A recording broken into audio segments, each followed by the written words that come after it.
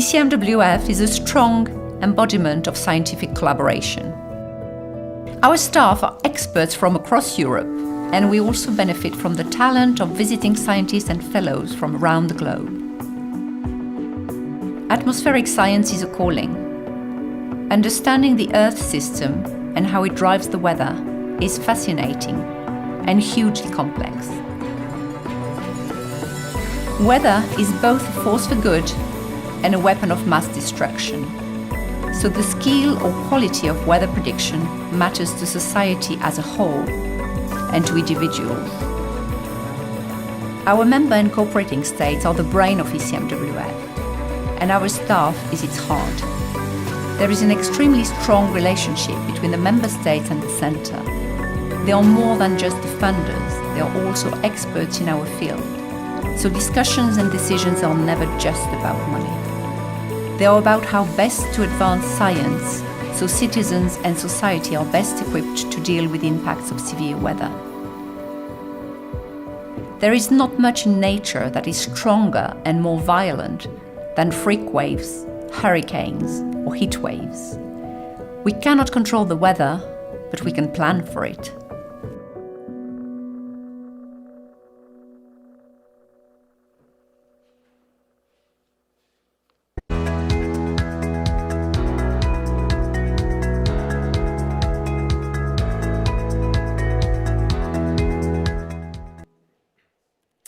Hello there and welcome back to the Space Conference here in Brussels. My name is Jack Parrock and I'll be hosting this third session, Harnessing Space Data and Technology to Meet Europe's Climate Ambitions. We're running a little bit late, so I'm going to go as quickly as possible. I'll introduce our panelists shortly, but firstly, we're going to hear from an astronaut who's going to talk about this issue of climate change and what he's seen from space. I'd like to introduce Alexander Gerst. Thanks for being with us. Thank you, Jack. Thank you, everybody. Thanks for waiting. It's one of the perks of actually speaking is that I can take my mask off for 8 minutes. But let's get to business, because what we're doing here is, of course, a very important business. So I would like to start with a thought. People have compared the significance of Yuri Gagarin's ambitious flight with the first fish leaving the ocean eons ago, marking a fundamental leap in history.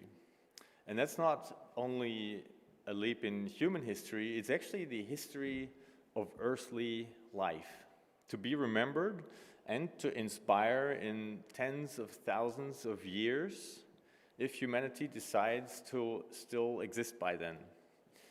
And that's why we're here. This curiosity of life, to explore new surroundings, is why we humans do exploration. We discovered every continent on this planet, why we started to live and do science in the hostile environment of Antarctica, and of course why we started to fly to space eventually.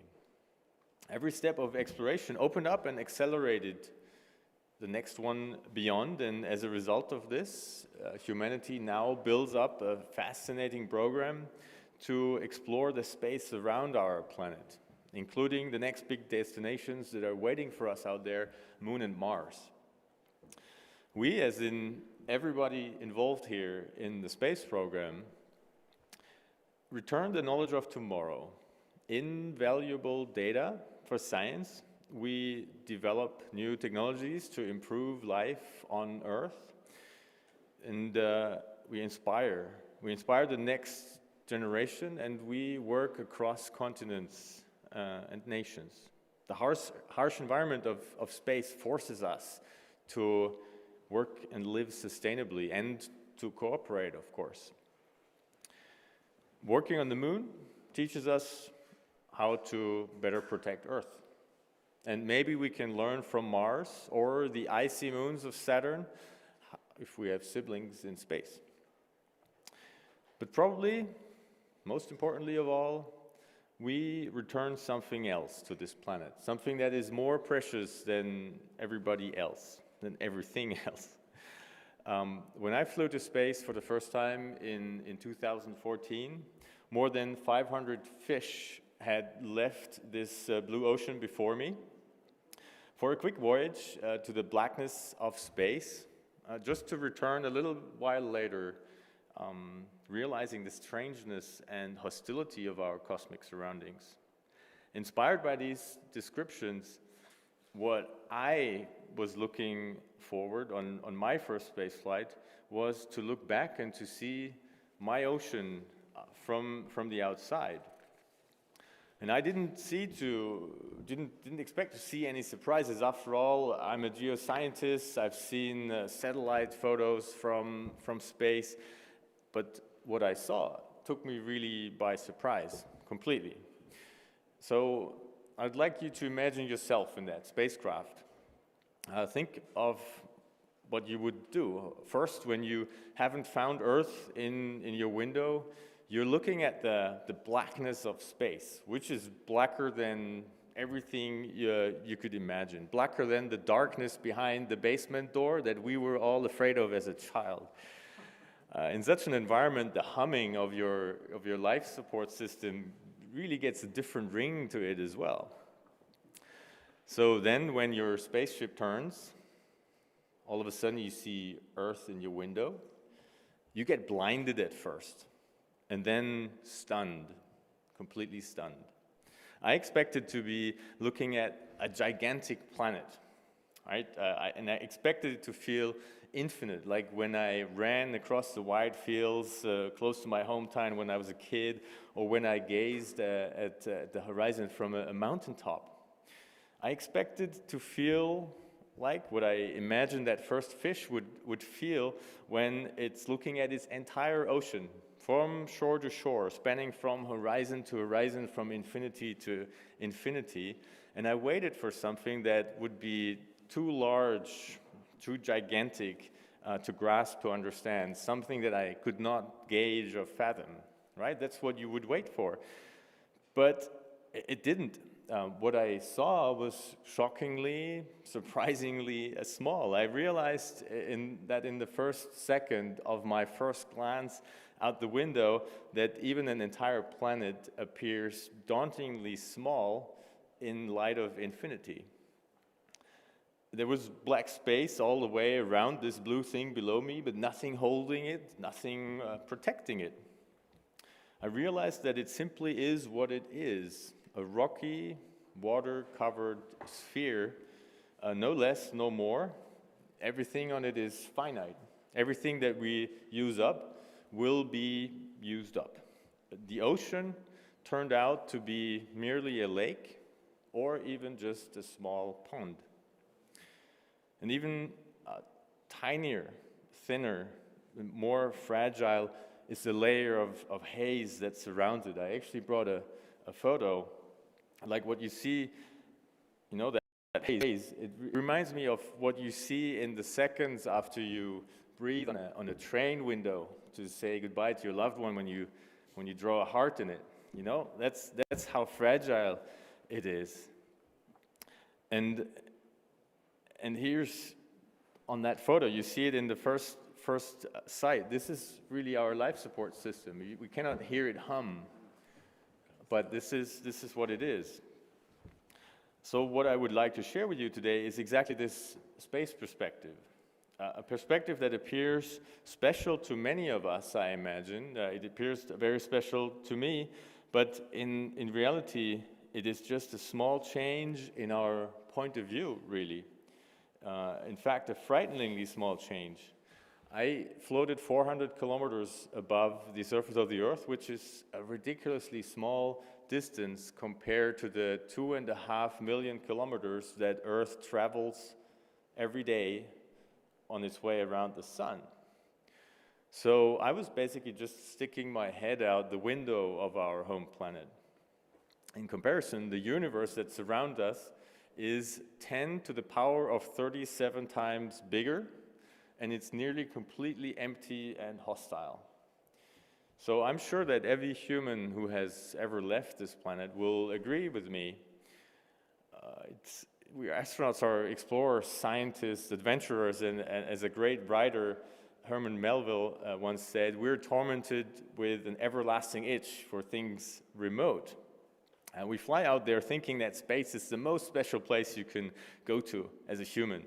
But we come back realizing that our only home in space is really that special place down here. Every piece of it, every tiny fraction of it. Our blue marble in space, the only place that we humans know where we can live. So the photo that you see here is amongst the first ones that I took from space. It's actually the other one.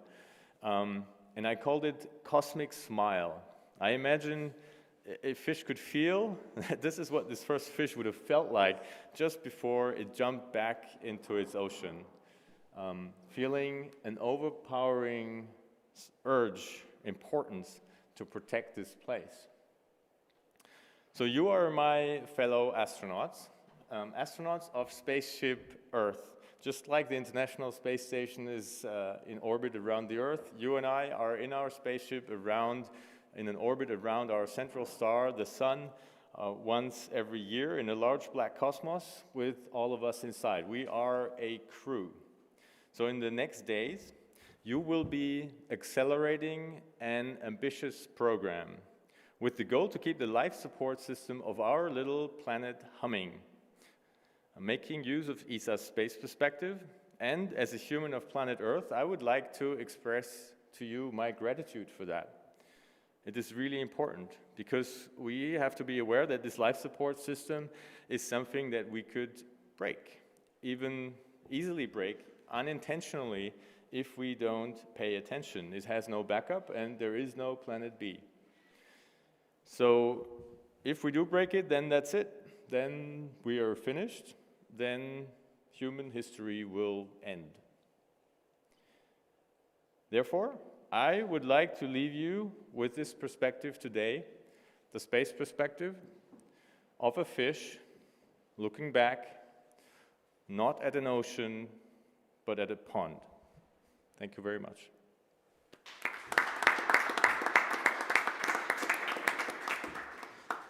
A huge thank you to Alexander Guest, firstly for being with us and also for such a thought-provoking opening speech to our panel. We really appreciate it. I know you have to join other parts of the conference, so thank you for being here with us on our panel to spark off our discussions. Thank you. Cheers. Thank you. Okay, so without further ado, we'll now move on to our panel discussion. We have 6 speakers, not very much time, so I'm going to just remind everybody to be as quick as we possibly can. I'll introduce everybody on the panel as we go, just again to try and save a little bit of time. And I'll start with you, Niklas Ninas, who a German Green MEP, and I wonder, firstly, you could probably just react to what we heard there. I mean, this idea, this sort of joke of the planet B, or sort of pun on the planet B, is often said, but that's quite a stark reminder from somebody who's actually seen it from the outside, right? Yeah. Wait a minute. I'll take it off. I think it's better, right? Yeah, the sound is better right. when we take them off. No, I absolutely agree. And I mean, if you watch science fiction movies, and suddenly the life support fails, and less oxygen level critical and everything. Everybody's reacting directly. They're trying their best. I saw a nice picture of a guy planting a tree then and hoping that it would produce some oxygen in this moment. But I think we are at the same moment right now on Earth. We have critical oxygen levels, or we have too high critical carbon dioxide levels that really threaten our starship. and that we should help out with. And I think for that, it's really crucial if we want to continue this endeavor and this really adventure through space. We really need to use the resources that we have in space in order to protect our blue planet, because that's the first thing we need to do, protect our planet here, and then we can think of other planets in the future maybe. Yeah, it's super interesting because obviously, there's this exploration, but also there's a real crucial issue that we're confronting the climate crisis here on Earth. I'll turn now to you, Roger Havenith, who's a Deputy Chief Executive of the European Investment Bank. The point in this panel, and what we're going to try and turn this to, is to discuss about how we can actually use space to help us. You obviously provide finance and investments in space. What do you learn about how difficult it is to get those investments into sort of climate prioritizing missions, so to speak? Yeah, thank you. But first of all... You might need to put your microphone a little bit closer to your face, sorry. It's sort of... Like this? Yeah. Okay. I think there are a lot of similarities between climate, what we do in this area, and space, and also connecting factors. One is, obviously, they are becoming now policy priorities. This was not always the case, I must say. Several years ago, we did a little bit of clean tech, but there was not so much emphasis on green and climate. Now it has changed together with the whole enabling environment. And I see the same happening when we were listening to the speech this morning, that very clearly Commissioner put forward a whole strategy. And I think this is important as a signaling effect first, as a message to investors to go there. We were in this area for many years, but we didn't do it with a particular focus. Now this is changing. What you need to do is, however, to have a message that is also compelling to potential investors. So you need to show them not only that there's political strategy, but also that it can work according to terms that are close to the market, that bridge the policy and the market perspective. So we are working with many, many fund managers, and we have experiences. And my first impression is you need to give not only visibility, but you need to show that it works. Success breeds success. Now, there are a number of ingredients that you need to have in order to breed such a success. A, you need to work very strongly on the ecosystem. And this needs to cover the whole value chain from the early phases until the moment really to grow. And I've heard this morning, and it's true, I can confirm it, that there are some issues in that in Europe, often we don't have the critical mass, not only to support the early stage companies, but to keep them here and to help them to grow. So scale-up finance is important. Also for investors, important to see an exit opportunity. Otherwise, they will not come back. And then, very important, that we can show really through champions that this works beyond the early stage. And I think there's quite some work ahead of us, but I'm rather confident. We did now a pilot, I must say, pilot with the Commission together, but also in the funds we had teamed up with national players, space agencies in Italy, we have done in Luxembourg and other countries. And I think this expertise, bringing together finance and the people who know about this space, is important. This is an ingredient to success. And in my view, what we need is to build on the lessons learned, and there are some of them. I mentioned the funding chain, the partnerships. We had signed this morning memorandum of understanding with the Commission. There will be another one with ESA. Is important to pull together all the resources and the partnerships. So that is what I would say, and it's the same true for green and for space. Last word, a lot of the technologies that we are currently supporting in space have applications also in climate environmental sustainability. For instance, very recently we invested in Spire, in ICEYE. This is about data, a lot of data which is gathered, analyzed. It's helping for decision making, but it's also used to good use for climate action. So there are many interconnecting factors here in the disruptive technologies. Yeah, we have some people here on this panel who are going to be able to look in a bit more about how the data works exactly. So turning now to you, Matthias Petschke, the Director for Space in DG DEFIS of the European Commission. We have heard from the Commissioner here already at the Space Conference. I wonder if you can outline a little bit about sort of what the general ambition of the EU's Green Deal is, and what tools we have in the EU to meet them?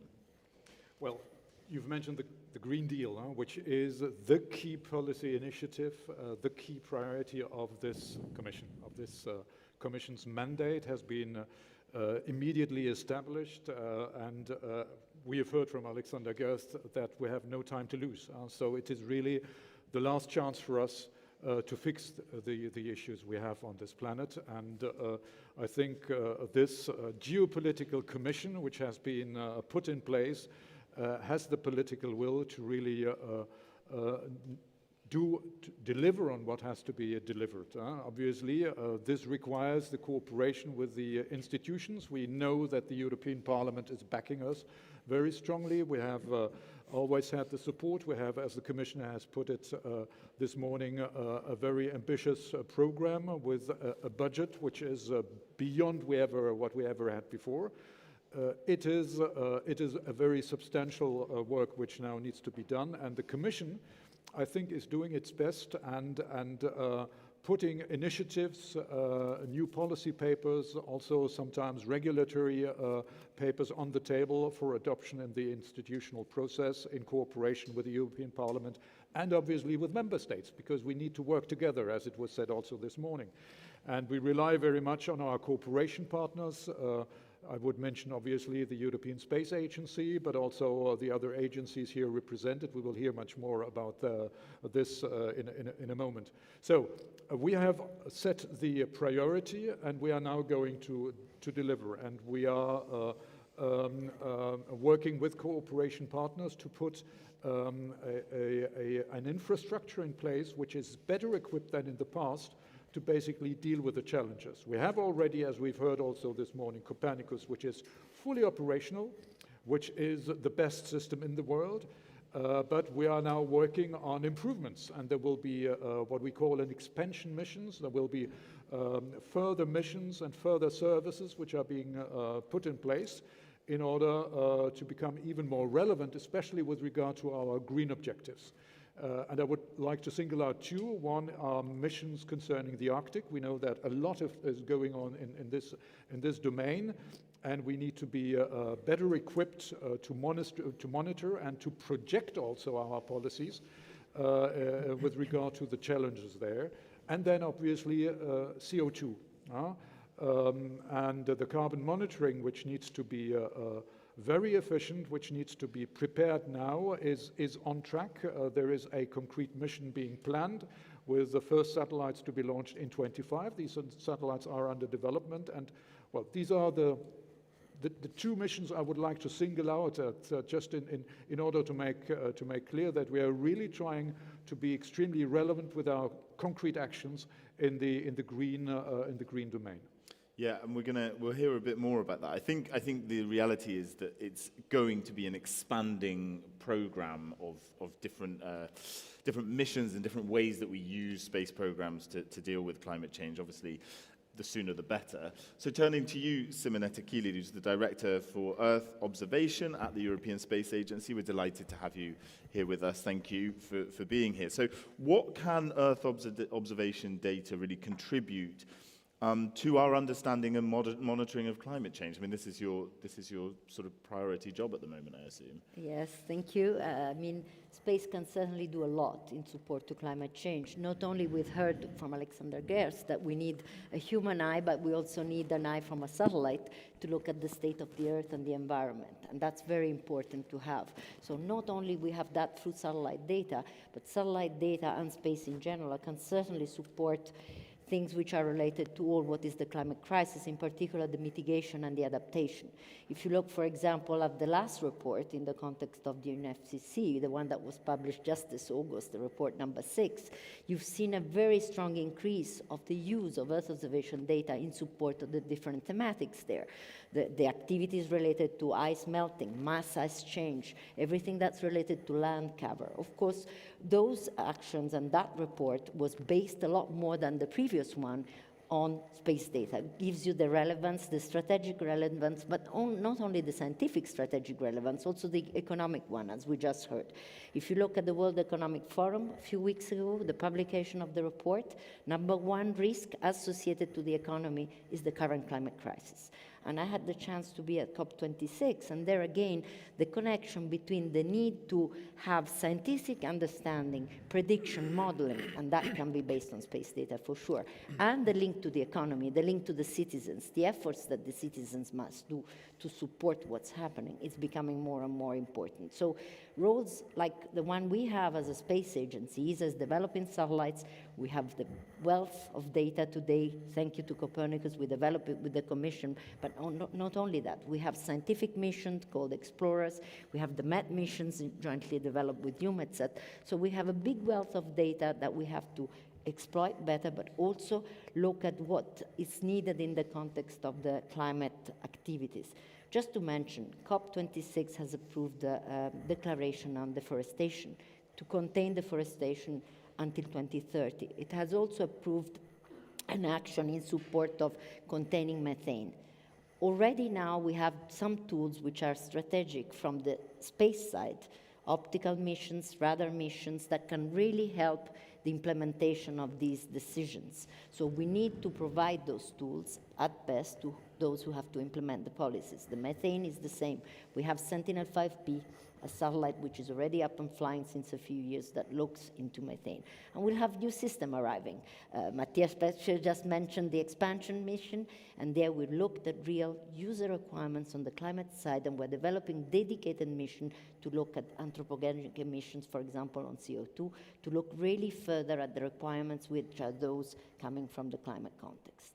Yeah, it's super interesting. As we get more and more data, it gets more and more political, though, and we'll touch on some of those issues later, because using the data and learning from it and actually making changes is what's crucial as well, right? So we'll turn now to you, Phil Evans, Director General for the European Organization for the Exploitation of Meteorological Satellites, excuse me.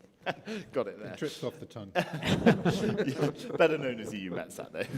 So how important are space missions for our understanding? I mean, how of climate change, of systems that are going on Earth for here? What do you learn on a sort of daily basis, I suppose? Well, I mean, they're crucial. But I think you said, if I could step back a little bit, you said an important word there, systems. Climate change is a systems problem. It's a problem that arises from a complex set of interactions and interdependencies in our atmosphere. And because of that, I think that drives many things. Two things it does drive is a need for international cooperation. The response, understanding climate change and a response to climate change demands international cooperation. If we didn't have it, we'd have to put it in place to deal with the issues. The second thing is it requires a systems view.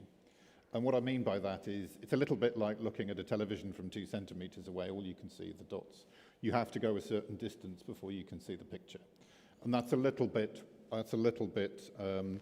of the role that satellite Earth observation plays. That it stands up, it stands apart, it takes global observations with a very long timeline. So, for example, in my organisation, EUMETSAT has data going back 40 years to understand the trends through the JASON programs and Copernicus missions we work with the Commission on. We're able to understand, I don't know, changes in sea level rise, the fact that they've doubled, the sea level rise has doubled per year over what it was in the 70s. And these are all incredibly important things. We work with end users, we work with the science community, Copernicus Climate Change Service, to make sure that the data we provide is calibrated and most useful to them. So I think it's essential. There's one final point that struck me from the opening presentation, is as sort of scientists and engineers, you tend to think about science, and you tend to think about data, and you tend to think about products. But actually the response to climate change is a lot about people's emotional response to the issue. And actually, maybe, and I hadn't thought about this before, there is a role in space to emphasize the point about the fragility of our ecosystem, because people don't think it's fragile, and maybe to reiterate how unique it is. And that sense of uniqueness and fragility might be the thing we need to galvanize better response.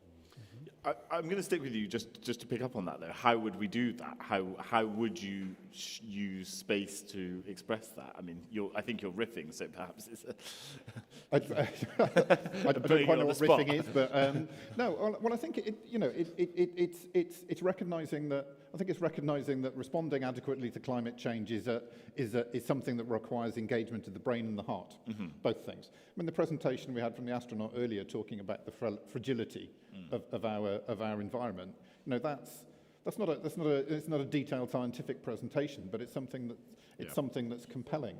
Yeah. Extracting sort of meaningful messages, not data, from satellites is really important. Being able to say simple things about sea level rise. Pictures, images, charts of severe weather events, charts of their impact on societies. All of these things will engage people's hearts and emotions, and I think we need to do that. Yeah, for sure. So turning now to Jean-Noël Taupeau, who's the Director for Copernicus Services at the European Centre for Medium-Range Weather Forecasts. We talked a bit about already how the data is collected, how it can be used. How can that be transformed into actionable information and into dealing with climate change? Yes, thank you. And I thought you would say the acronym ECMWF, which is even worse than EUMETSAT. I mean, the DNA of ECMWF is numerical weather prediction, and indeed we are using hundreds of millions of observations every day provided by space agencies like EUMETSAT, ESA, and also other space agencies around the world, because again, it's very important to have this partnership and exchange of observations across the world. And we mix them with numerical models to provide forecasts to our member states. Now, with the Copernicus program, the number of observations and the quality of the observations as the program expands to environmental society, so going from weather to climate, air quality, and so forth, has just been phenomenal. And for us, it's a huge asset to exploit this data.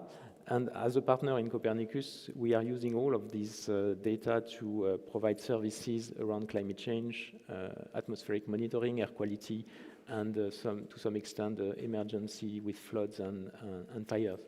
So what it takes is beyond the technical infrastructure, the supercomputing facilities, the numerical models that we have. I would say that it's also to understand the need of the users, so policymakers, decision makers, people in sectors on the ground who are actually in the climate action or in the environmental action. We need to understand what they need so that we can transform and develop the tools and the products to address these needs. And this cannot be done on our own, and obviously. We need to work with the space agencies, with the Commission, and also with the national institutions and the private sector. So we are engaging with the startups as well, so that the products, the tools, and the access to the data and products facilitates the work for people on the ground. So I'll stop here for the time being. Yeah, I think we want to hear more about that kind of thing, obviously, later. Just now that everybody's had a moment, feel free to chip in on other people or get my attention so that we speak to one another. I think probably I'll start by coming back to you, Simonetta, if you don't mind. Firstly, I think one of the issues is about when we talk about space and when we talk about data, we are in a global situation here. We're here at the European Space Conference. How competitive are we in Europe with this kind of data to make our models compared with other international partners?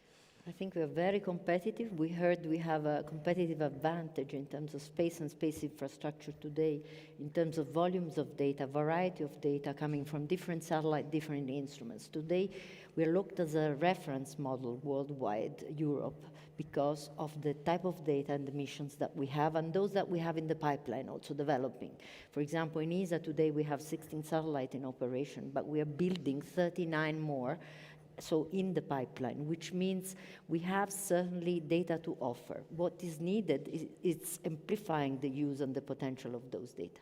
We need to support with the right economic measures industries who want to actually do and who can do value-added services also in a commercial market using those data. That we need to do more. But in terms of wealth of data, we are quite well placed, and actually we also have on the topic of climate a very strong international collaboration. It was said here by UMETSAT. In topics like climate, there's no competition, there is collaboration. So you need data exchange, and we do have a lot of exchange of data, calibration activities, validation activities, test campaigns, scientists working together using our data and data from other partner space agencies. And that's something which is fascinating, but it's also something that's already started since many years, which is amplified even more now with the current context of climate collaboration. Yes, Phil, you wanted to come in?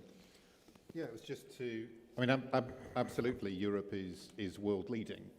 And that's, the consequence of that is a variety of collaboration, the role the Commission's played through the Copernicus programme, ESA's activities, some of the activities in my own organisation, and all of that underpinned by European industry.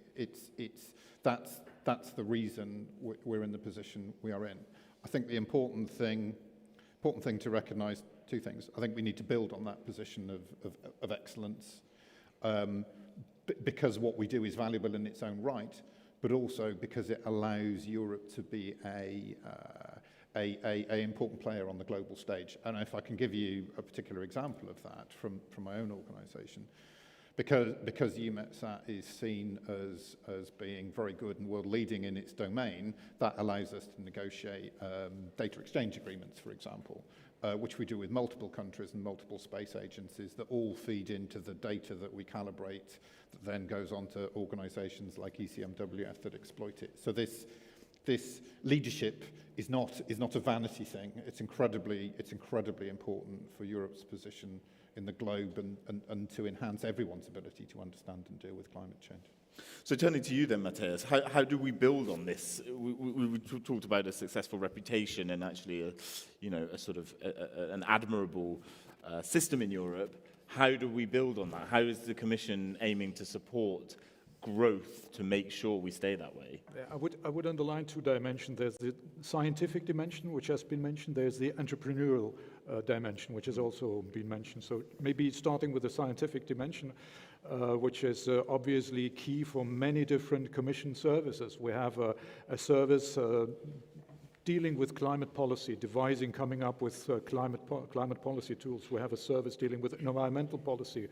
Everybody knows that we are dealing with agricultural policy. Well, these are very important policy fields, and obviously space data in these policy fields can make a difference. Obviously, if we talk about agricultural policy, the humidity of the soil, the quality of the soil is an important factor.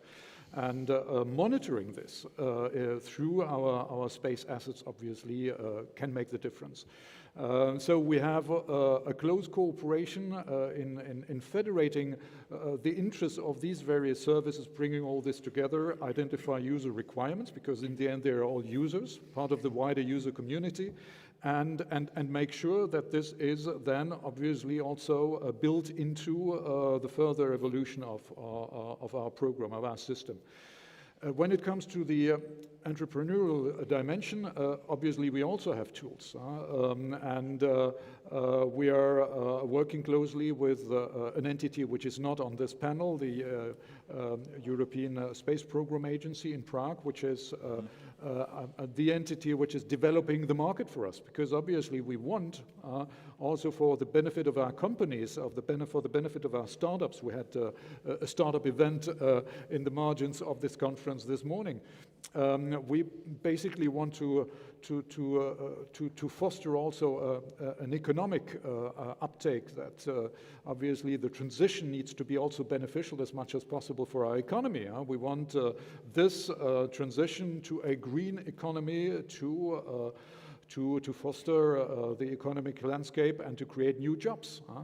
And therefore, we have also tools in this domain, and we work together with some other players, a key player represented here, in order to make this happen.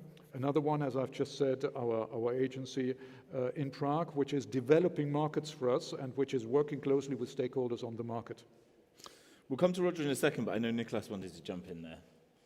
Yes, I just wanted to mention two things. So first of all, I understand the space services that we have in the main part of them are a little bit of luxury, right? If we have satellite telephone, whether we have a good connection with our mobile devices, even positioning and everything, it's more of a luxury, whereas the point of Earth observation is a necessity. It's a necessity for us as a civilization to understand what's going on this planet in order to help it. You need a monitor of the heartbeat whenever you're doing an operation. And that's what we're needing here right now. And so in this regard, I think it's very important that we also look at the program that we have at hand. First of all, we have a problem currently with Sentinel-1B, which is not sending any images, so we need to send an alternative up as soon as possible, because we need that data as soon as possible. And as soon as possible is also true for all other missions that we're planning in this regard. And if we're talking about this, and I'm a little bit surprised that the Commission doesn't come up with this and even explain how we're going to solve the 750 million funding gap that we have because of the Brexit. And I think it's the wrong direction to go and slow everything down, because we need this data as soon as possible. And before we're thinking about adding alternative and additional programs that I absolutely support, like the Mega Constellation that will be proposed in a few weeks, I absolutely support this. But before we do that, and talking about the finance of it, we need to clarify how we finance the very essential program of Copernicus for the future, which is we need to find 750 million euros. And we need to find it somewhere in the European budget. The good news here is, however, that just last year we took upon a credit of 750 billion euros. So if we take 0.1% of that, we would finance our very much needed monitoring, heartbeat monitor, that we need for the operations yet to come. So I hope that the Commission will look into this and see whether we can use at least some of the funds, of the returning funds that will not be spent by the RRF, to then invest them in the necessities that we need. Continuing on that, of course, we need to use Copernicus to, not just Copernicus, but also the other proposals that from the Commission, to really elaborate the private entities as well. And I think, as you mentioned correctly, the European Space Programme Agency is really key for that, because when we need to explain to our member states who are financing this, when we need to explain to the taxpayers whose money we're using to pay for all of these very important proposals, I think, and here's the problem with heart and brain, if you don't feel, some direct influence in your world, you don't see the need for it. Why should I pay for it? And to explain to people, well, scientists are using the data in order to figure out how we can solve climate change, it's a very long way.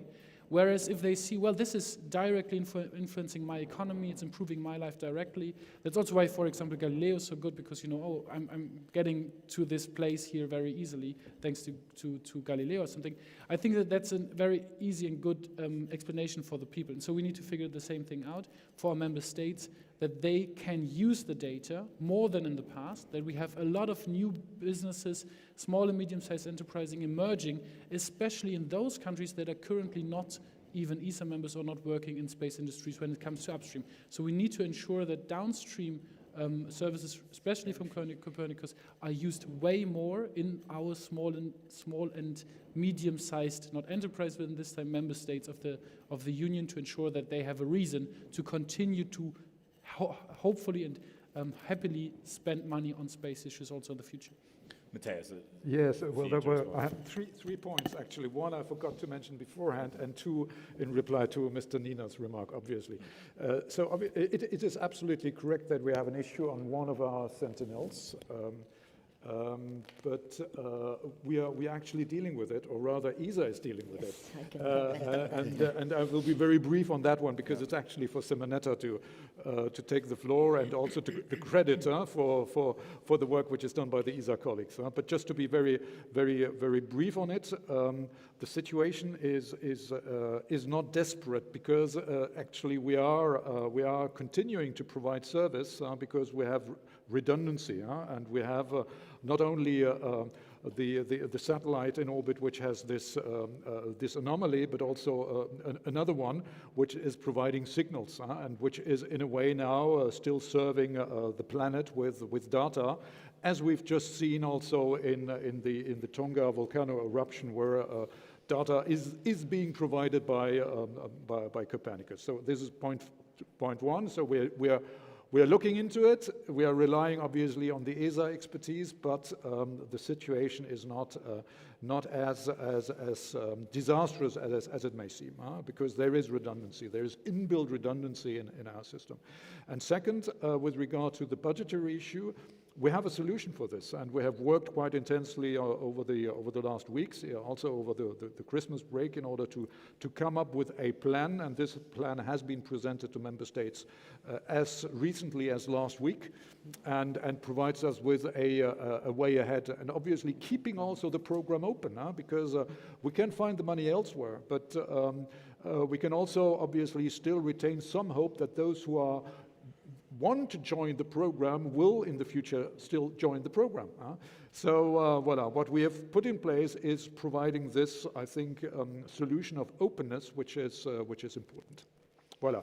Last point, which I forgot to mention before, and when I was thinking about the various Commission services present in our domain, and when it comes especially to data generation, to data processing, etc. We are doing quite a lot with our colleagues of the Director General Connect in the area of cloud computing, artificial intelligence, etc. We need these instruments to deal with the data lake we are creating. So there is a fully fledged second priority where we're dealing with at the Commission level, and this is Digital Europe and the Digital Decade. And this goes hand in hand with the greening efforts and with the Green Deal. Thank you. Simonetta, I know you want to Thank you. Maybe just to complement on two issues, one on Sentinel-1B anomaly. It actually showed, unfortunately, we are facing since December, end of December, an anomaly on the satellite, but this shows even more the relevance of such type of data. What we are doing right now, we are looking into the anomaly. There is a review board ongoing, assessing actually the problem with it, which is probably originated to something linked to the power supply of the satellite, and until we don't really understand where it comes from, we don't take further action. But in the meantime, jointly with the Commission, we are also looking at not disrupting the users in terms of data flow. So we are looking at options of integrating from either other data sources, from Copernicus contributing missions and partner missions data that can actually fulfill the requirements of the users. And we have quite a number of users that use Sentinel-1 data. And the case of Tonga, we use Sentinel-1A, which is still functioning very well. We're also looking at measures of potentially anticipating the launch of the next Sentinel-1, so Sentinel-1C, and discussing with all the relevant actors in case Sentinel-1B it's ending its lifetime, how to anticipate that launch. And that's on Sentinel-1. For the other issue, it's the one on the budgets. Of course, the solution we arrived and we reached last week that we presented jointly with the European Commission and which we worked on during Christmas is not the ideal one, but it's certainly a solution that for the moment allows to maintain the integrity of the program, to go ahead with all the 6 Sentinel expansion missions, which is very important because it's a package, it's not one only. I mean, the full Sentinel expansion mission package is to be pushed forward in terms of supporting Green Deal, climate crisis, and all of that. And this solution will allow at least to go ahead with the industrial activities until 2024, and hopefully between now and 2024, those who want to join the program will be allowed to join the program if political issues are solved, or other options will be looked at jointly with the Commission to make sure the program really goes ahead and the continuity of these Copernicus missions is guaranteed. So that's all we can say at present, but I think already a step ahead was done, not the final solution for the 750 million, but certainly allowing the program to go ahead. I know Jean-Noël wants to come in here as well. Yeah, I mean, it's, but what you just said, observing the planet Earth is... You're a little bit muffled with your mask on, sorry. I don't know, I can't hear you. I'm sorry. I'm too compliant. No such thing. Security. So you mentioned the necessity of observing the planet Earth, and I think Matthias Petschke mentioned the Arctic and the CO2 as what is forthcoming, and I think that in particular for the CO2, it's extremely important in the context of the Paris Agreement and monitoring how well we are doing. And I think that the initiative of the Commission, in partnership with ECMWF and other entities, to develop this anthropogenic CO2 monitoring and verification support capacity is going to be a game changer. And again, we need to, it's a huge scientific challenge because you have to disentangle a relatively small signal, which is the anthropogenic signal, from a very high-level background noise from the seasonal cycle of the carbon. So you need to be extremely precise, and for this you need an infrastructure with satellite data, so the future Sentinel, but also in situ network. So this is where the member states play an enormous role, and an infrastructure with modeling to be able to go from concentration to carbon emission, which is what the users and the countries want. So this is a big initiative coming up, and we are already working on it together with the Commission and space agencies.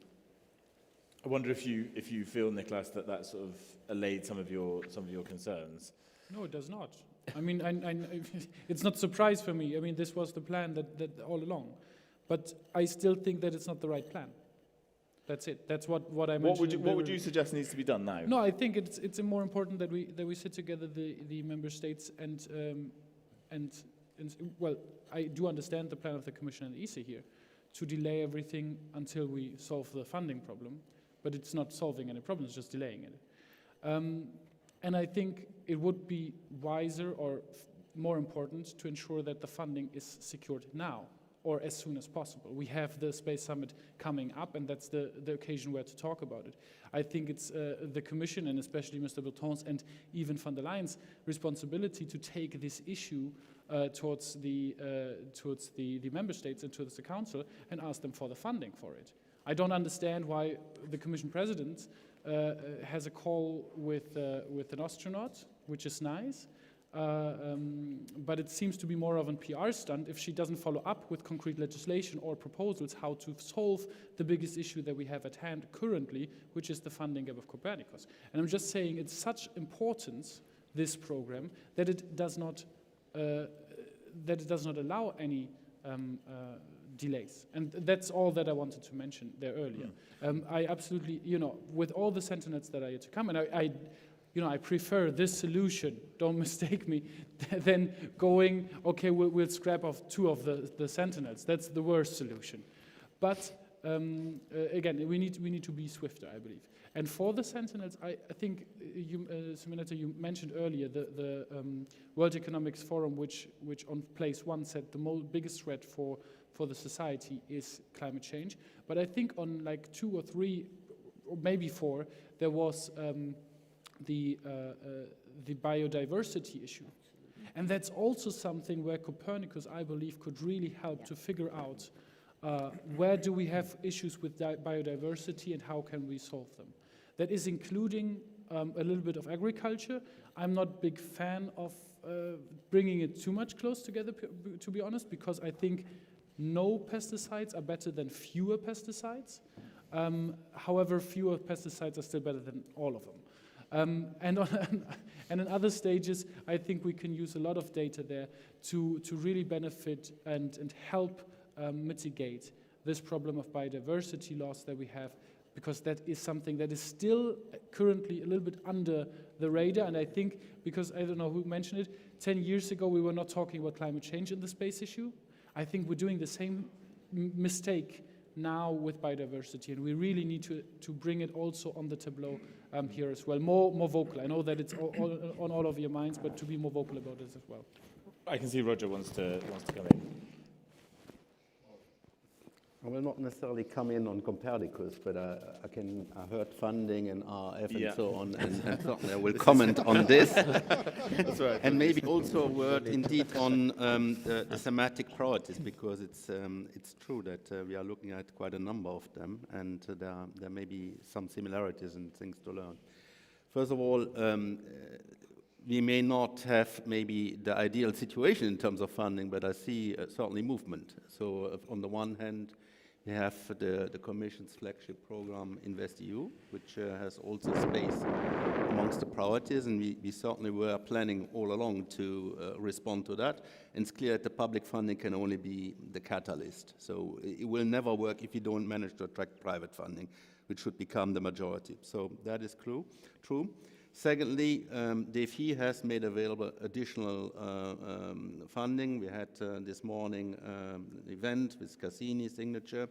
So this is a top-up and will allow to mobilize another 1 billion, which in my view is probably even less than the demand, because what we see from our pilots is demand is huge. In particular, because space has this a broad scope where it's not only upstream and downstream, but also a lot of these disruptive technologies can serve in other fields. We heard some of them this morning. And indeed, you can think about cybersecurity, you can think about applications in agriculture, blue ocean, other areas. And that is probably what we also need and we will convey to investors, to put it on the scene. Now, what is important, and I heard RF and other big pots of money, I agree, is that we find ways to combine the money in a meaningful way, but not as a combination of eligibility criteria. Because if you reach out to financial intermediaries through a whole chain and then to SMEs, if you have 50 criteria in one program, another 50 in another, it becomes less and less easy to reach out and to find the company that's able to meet it. So therefore, I like the idea that was built into some of the InvestEU, that you can pool money or make it available. I think we should make it more, explore this further, the idea to top up, to use existing frameworks, and then together with the member states, see, can we do things together in the same direction? And in this, let me stress again the importance of having these partnerships.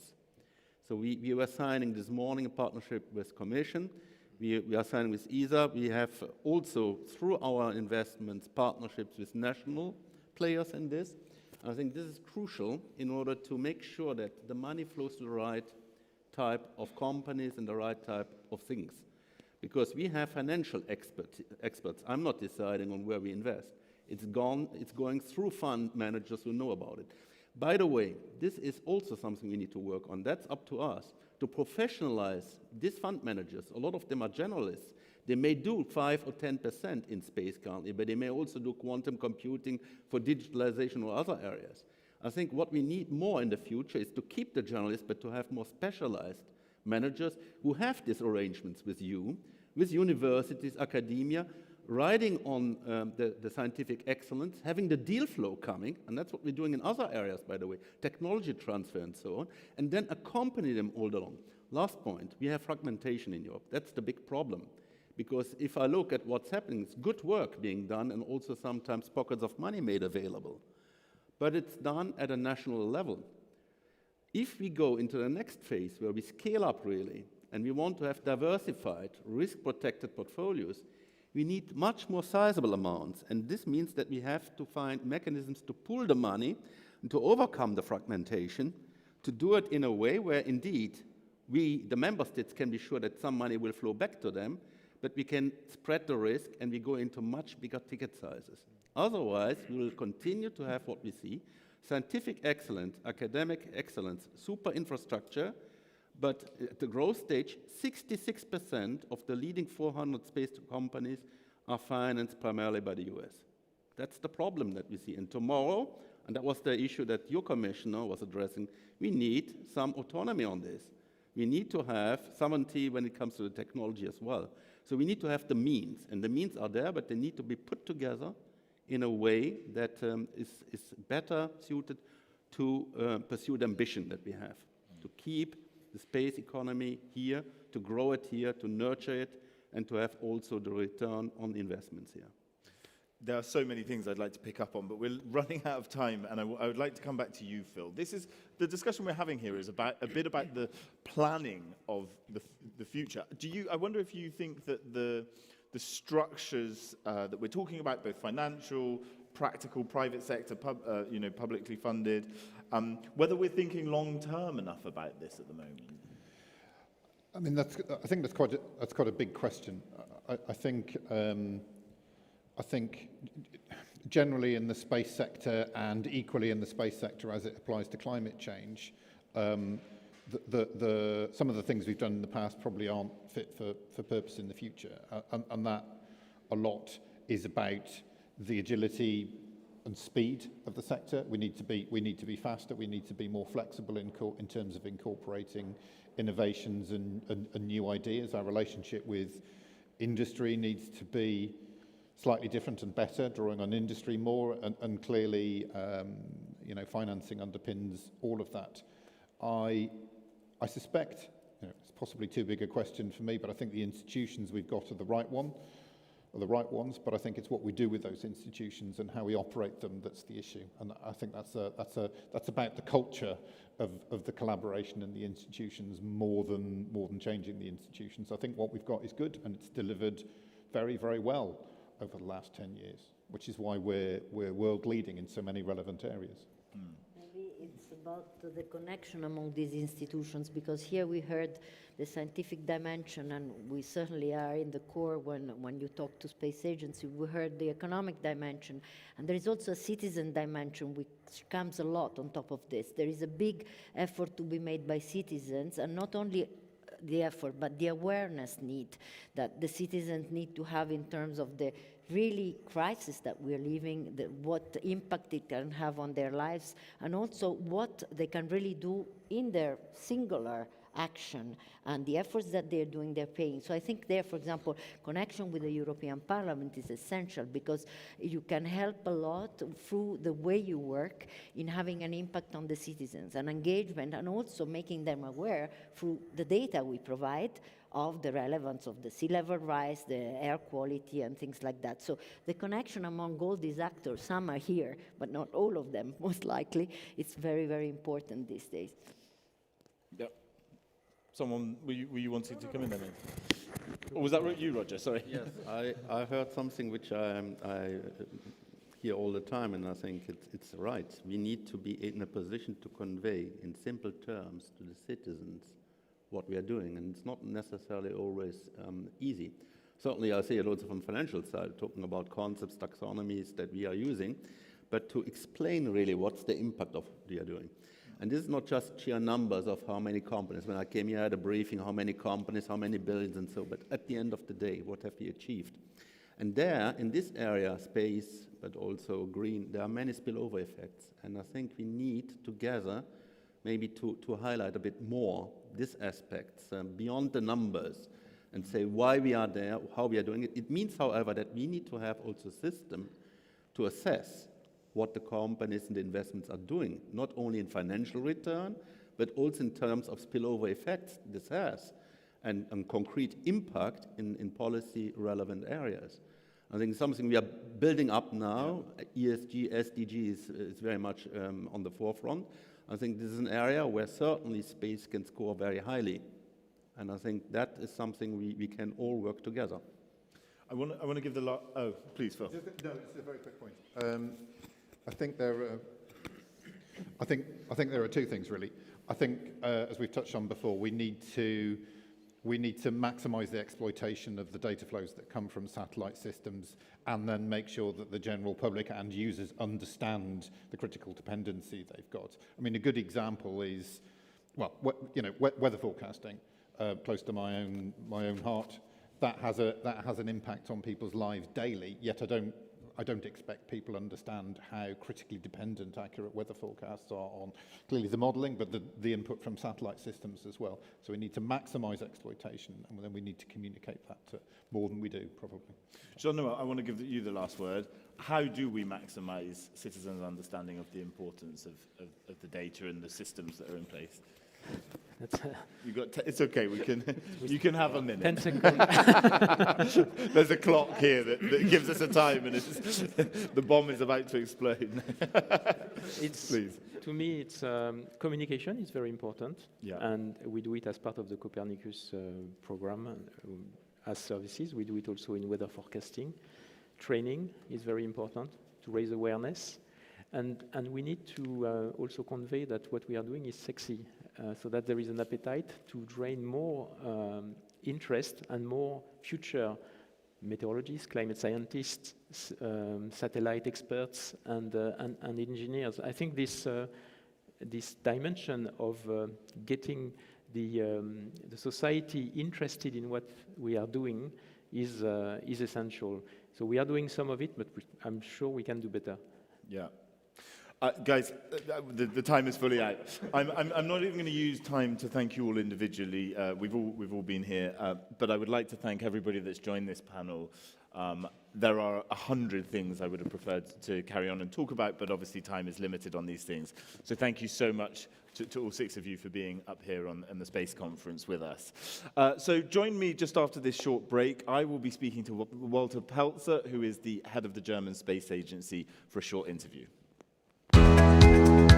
Thanks, guys. Thank you.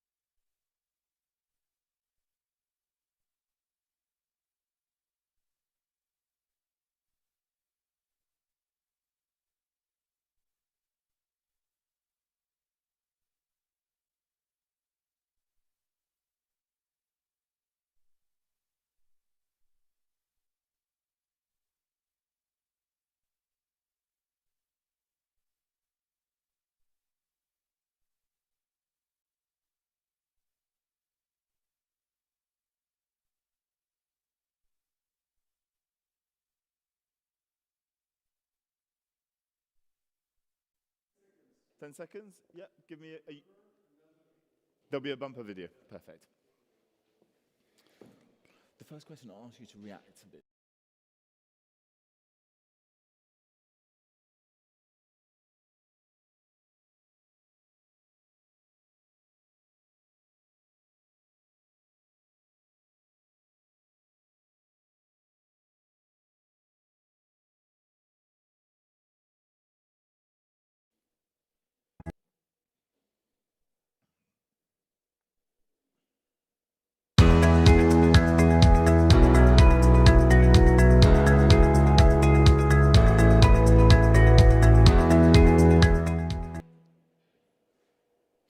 Hello and welcome back to the Space Conference. My name is Jack Parrock. We've just had our discussion there about sort of space and Green Deal. We had some pretty in-depth discussions with our 6 panelists, and now I'm delighted to be able to do a short one-on-one interview with Walter Pelzer, who's the head of the German Space Agency and joins me here on stage.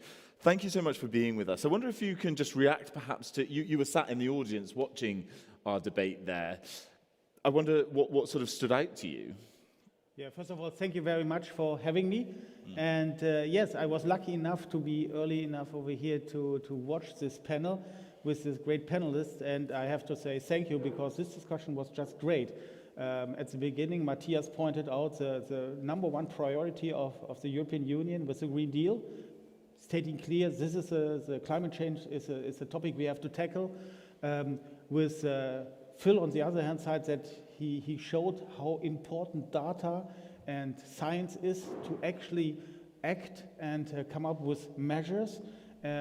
With Niklas Ninas, who pointed out that, of course, on the one hand side, everybody knows it's important, but we have to make sure that the budget is available so that we, on the one hand side, know that Copernicus is important, but on the other hand side, due to budget shortages or, let's say, acting of certain nation parties, that we are not able to put it into practice. And Simonetta, she is actually working like hell together with Matthias to come up with solutions. And so from this point of view, it was great. And at the end, they pointed out that outreach is actually extremely important to convince our people, society, that money spent for space is important. Money spent, that's what I'd have to do with my people as well. Money spent for schools, for teachers, for education, but also for security with policemen. And so it's very well spent money, and we have to convince our society, the civilian, actually everybody, that not only the decision makers, especially the people, that money spent for space is very well spent money. So I'm very grateful that I was watching and listening to this panel. It was great. It was interesting, wasn't it? It was a little microcosm of EU structures with our MEP sort of holding the institutions to account, and sort of that's their job in the Parliament to sort of keep the pressure and the scrutiny on. Okay, so turning to you and your work though. In Germany, obviously there is a new coalition government, big change politically with the Social Democrats, the Greens, the Liberals. They've formed, there's ministers from each of those parties in senior positions. How is that affecting German priorities in space right now? Yes, right. Since December, we have a new government, and since January, we have a new coordinator for space and aviation, Anna Christmann. She's here over well. She will have a keynote speech later on today. And they laid out in the coalition agreement pretty clear what they expect and want to do in space and with space. And they made a pretty strong statement pointing out that space, and especially the acting new space, is key technology, and that they want underline the federal budget on the one hand side, but also the ESA budget, and strengthen ESA as well. And strong point will be sustainability, will be space debris, which is pointed out as a topic within the coalition agreement. Coming to technologies, they pointed out quantum technologies, robotics, artificial intelligence, for example, that these technologies are important. But moreover, they stated that they will come up, and this is a big change, that they will come up and pretty soon with a new space strategy. And what I do expect is, based on actually what we heard so far and what we discussed so far, that this space strategy will be focus on, let's say, deliveries, contribution to sort out the big global challenges we have, primary, for example, climate change. And so this new strategy and this new government will probably even more be aligned with the European strategies. We learned this morning about the Maticino Manifest with the Space for Green Future. As I said, Matthias pointed out the Green Deal, which was pointed out primary number 1, 2019, December 2019. So the German strategy when it comes to this Green Deal and Space for Green Future will be even more aligned, and the focus will be clearly stressed on these topics. That's what I do expect from what is coming up with the new government in space. What can space contribute to the climate crisis or fighting the climate crisis, especially from a German perspective? What can you do as an agency? Well, okay, that's kind of hard after this panel, so I try to picture that people who are watching right now did not see the panel before, because they were really good and went into detail. Because they answered this question from my point of view very well. When it comes to climate change, when it comes to Green Deal, Earth observation is actually what we are heading for. Space Earth observation is, I call it something like a laser pointer. It's a laser pointer in two ways. One way, to figure out, okay, where do we have an issue? We just mentioned that climate change is a system issue. So if each state tries to come up with solutions and actions, they can act on a very, compared from a global perspective, from a very local point of view. Yeah? But if we want to tackle these topics, we have to have a global view to the system.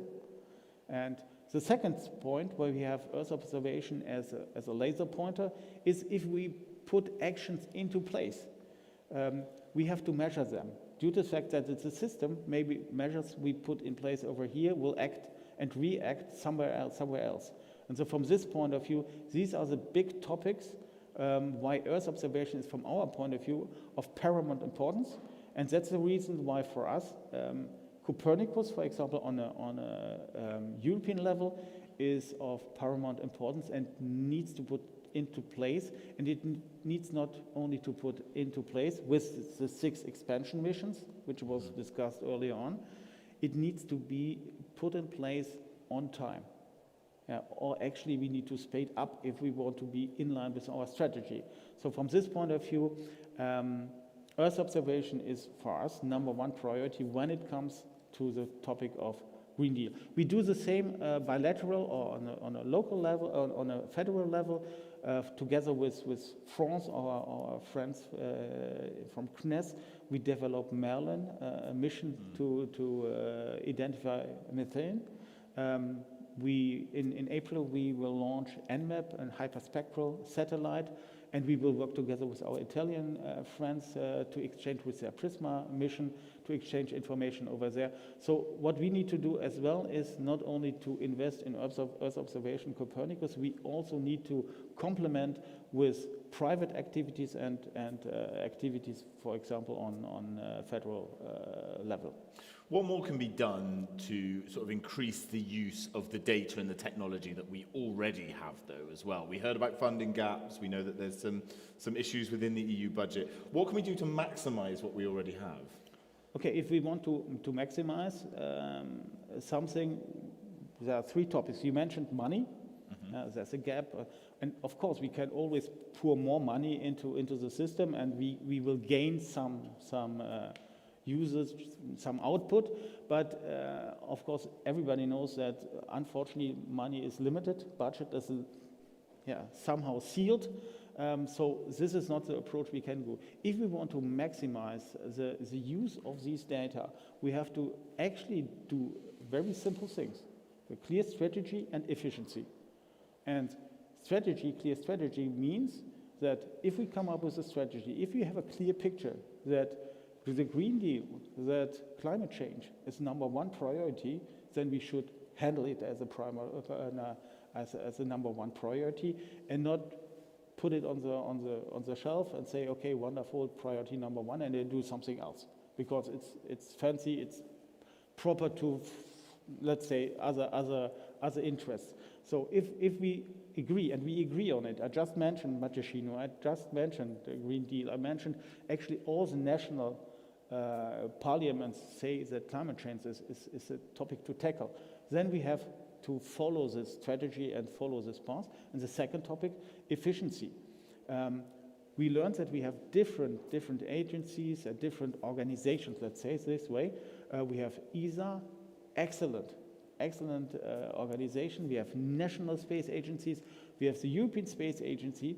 And what we need to make sure is that we do not create, let's say, double resources. We have not enough money that we start to create double resources because maybe one institution is more in line with, let's say, some political ideas or more in line with other ideas. I do not want to go into detail. Yeah, there's a diverse set of things. Exactly. We need to make sure that we use ESA with these unique capabilities within Europe.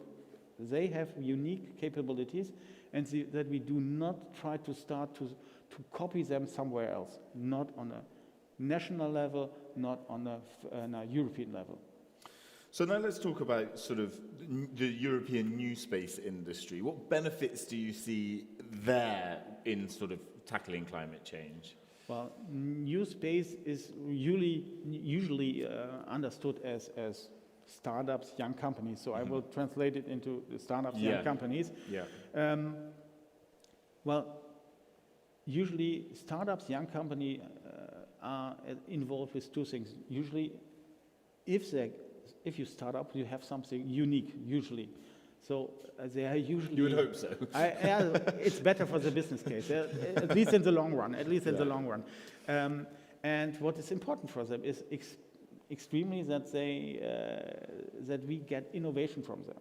And we talk about global challenges, and a lot of people say, okay, startups good, they have a lot of growth and whatever, but when we talk about global challenges, then we have to rely on the big players, because they are the only one who can tackle the issue.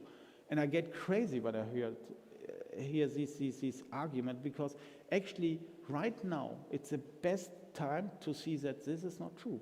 With the pandemic, we are in a situation, which is actually worse. And due to the fact that we have at least, and let's say this way, the first tool, the first vaccine, the best vaccine as far as I know from the experts, is not coming from a big player. It's coming from startup, BioNTech, a small company in Germany. It's on chance that in Germany, could be in France, in Italy, wherever. But it was a tiny company, kind of startup, which actually offered the solution for the world, which offered the solution out of this pandemic. So it's the best example that small companies, actually the door opener to get solutions for the big challenges. And that's what I do expect. Additional, being more competitive and offering solutions even for the big challenges. That's my expectation from startups, and that's why we support startups as good as we can.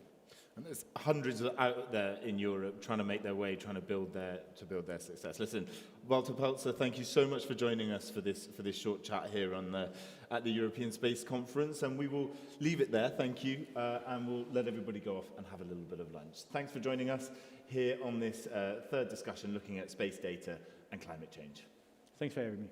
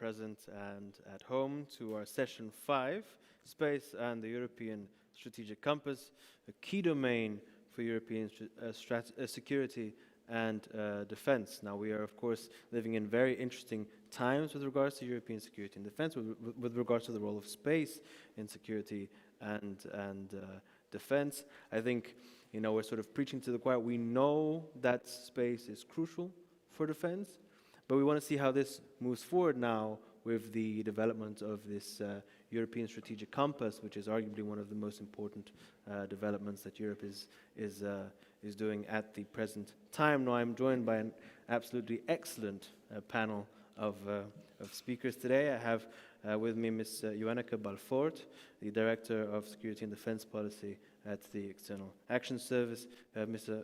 François Arbeau, the Director of Defense Industry at DG Defense Industry and Space, so also with the European Commission. We have Mr. Sorin Ducarou, Director of the EU Satellite Center, General Michel Friedling, the Commander of the French Joint Space Command, Mr. Antoine Noguier, EVP of Strategy at Airbus Defence and Space, Mr. Philippe Clar, EVP of Defence Programs at Ariane Group, and last but by no means least, of course, Mr. Michel Voscoe, board member of REA Group. So we're running a little bit late, but I now have the joyous sort of responsibility of catching up and performing this miracle, so we shall do it. It'll all be fine. So I'm going to jump straight into the debate with you, Ms. Balvoort. How does maybe talk to us a little bit about the strategic compass, first of all. How does it change Europe's approach to the space domain? Can we expect changes going forward, or is it merely for space, for example, a formalization of the facts that currently exist on the ground? Please. Well, thank you very much, and thank you for having me today. And I think it's an excellent idea to really go a bit deeper on the issue of strategic compass and what it means for space. I just listened to HRVP Borrell, and he has been referring already to the strategic compass and also the main results relating to space and what he mentioned, but certainly that's not the only part which will involve the strategic compass. He mentioned a future space strategy for security and defense. But let me indeed go back a bit to the strategic compass. Already in 2020, the Council confirmed its determination to move forward on implementing the EU's security and defense agenda, and to enable the EU to take more responsibility for its own security. And therefore, we started as an EU to have conducted a comprehensive threat analysis to see what key threats we're facing right now and what key threats and challenges we're facing for the European Union, its member states and citizens. And taking that document as a basis, we started to develop a document called, and we've been calling it already a few times, Strategic Compass. So it's already a bit a term familiar to you. I just wanted to reiterate a bit what it means. What are we having? And in this document, which is still under negotiation, but we already had a second version of it, the Rev 1, as we call it, and it proposes specific actions, this document, with following 4 objectives. And the main one is to enable the EU to act rapidly and robustly in case of crisis. The other one, and this is a very important one, I go back deeper on that, to enhance the EU's ability to anticipate threats by boosting our intelligence capacities and guaranteeing secure access to strategic domains.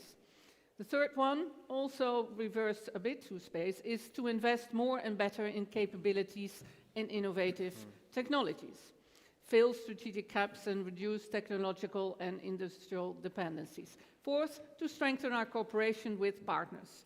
And then I go quickly to the second one, which really gets into the secure access to strategic domains. And those are, the domains are indeed cyberspace, high seas, but outer space. And this is really a new element, and I think this we really mention in the strategic compass that it's a real important element, and space is an essential element of sovereignty and also a key enabler of defense. In that sense, this is the short version. If you want me to go on what we do want to see in this space strategy, we'll get back to you on that certainly Yes. in a minute.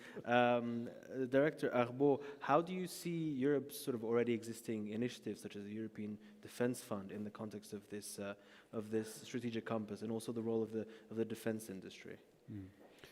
Well, I think like you alluded to that. I mean, it's very clear that space is a major strategic enabler. I think it's an efficiency, it's a force multiplier. It offers, global and instant coverage. It offers discretion, permanent availability. So it's major in terms of boosting situation awareness. It's of course key to enabling operations. So there's no way that we can do without space in the future. We know that the future of combat is collaborative combat. It has to be space-enabled. So in terms of keeping informational superiority, in terms of underpinning our forces, we have to be there. It is a commons that is more and more contested. And because of these very high stakes, we know that we need to protect our access to space. We need to develop our space assets. We need to protect our space assets because they can be subject to new threats, unintentional but also intentional. So there are many stakes, and we have to be on the top of the technological edge. We have to develop capabilities. We have the EDF, a brand new, still new program with 8 billion euros over the financial cycle. And we have already in the precursors programs that we're implementing, that we're ramping up the EDF, we have already started investing in space. We have already 130 million euros invested in projects which are very focused on different aspects. I mean, I won't detail them, of course, but we have invested in projects, developing, for instance, enhanced sensors in space. We're also working on command and control and interconnection of SSA assets, space and situational awareness assets.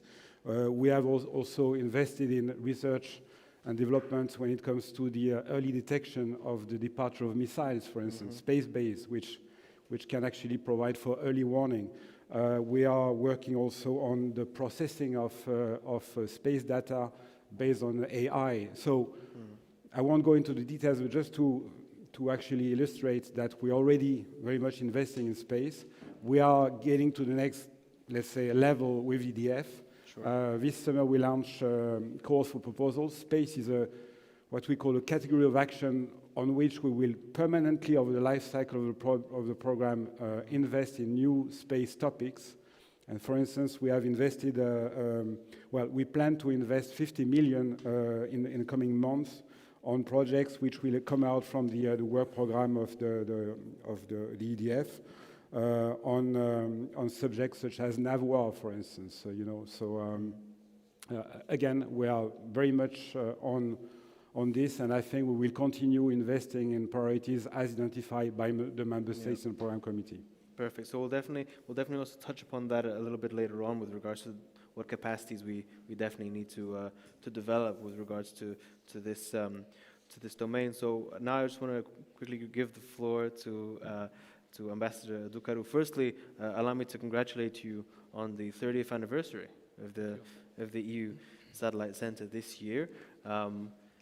It's essentially my age, and so I'm going to let you all sort of let that sink in for everyone. So let me congratulate you on that. In the context of the European Strategic Compass, maybe could you summarize the center's main contributions to the EU's sort of evolving strategic environment, and how do you align your center's sort of evolution with the targets, with the objectives that have been set? Sure, and you were mentioning 30 years. I should highlight that the Satellite Center was created 3 decades ago exactly with the idea that European nations have an autonomous assets on Earth observation. In the context of the first Gulf War and so on, Europeans saw this need. And it was created, indeed, in 30 years, SATCEN is very much a different place, and I invite everyone to visit or revisit, like in the case of General Friedling. Let me highlight how it actually links to the 4 priorities of the strategic concept. Because number one, SATCEN is indeed an enabler for action, for political action, but also to support with geospatial analysis, situational awareness, the decision makers from High Representative Borrell to ministers, high officials from all member states, but also to support missions and operation of the European Union, all that has to do with internal external security and beyond, especially since we're speaking of the impact of climate change upon security and so on. Secondly, moving from being reactive, indeed, fast and faster reactive, to proactive. This is something that is at the core of SATCEN current investment in artificial intelligence and generating what we call a secure, interactive platform for our users to be able to have access to the analysis based on space assets and collateral data. Next, we have been striving to be at the cutting edge of technological development, so it's not just the production of analysis that we are focused on, but also training and education and developing capabilities that are linked to the core business, because you cannot find these capabilities on the shelf like anything else. And last but not least, we are supporting the European Union's partnerships, because SATCEN has been mandated by the member states through the Political and Security Committee to support with analysis the OEC in Ukraine, the United Nations in Libya, or the Organization for the Prohibition of Chemical Weapons in numerous situations, just to give you a number of examples. So it is a concrete example of a kind of capability that Europeans have been able to develop, an autonomous capability, which is continuously adapting and linking to the political decisions that are taken. Perfect. Thank you very much. Now, we've heard a lot about capacity. So before, I have a question later on common strategic vision. So we'll sort of go back to the EAS in a second. But I want to sort of delve into this issue of capacity for a little bit, and I want to give the floor to Airbus on this. Now, well, to Airbus first, and then to whoever sort of would like to take the floor afterwards. In your opinion, what space capacities do we need to develop in order to bolster Europe's security and defense, including in the context of the strategic compass? Thank you, and it's good to be here. What we heard this morning is a strong support for space, very energizing speeches, and I think there is a high momentum on space that we need to leverage upon. Indeed. And we do welcome all these initiatives we've been hearing on strategic compass.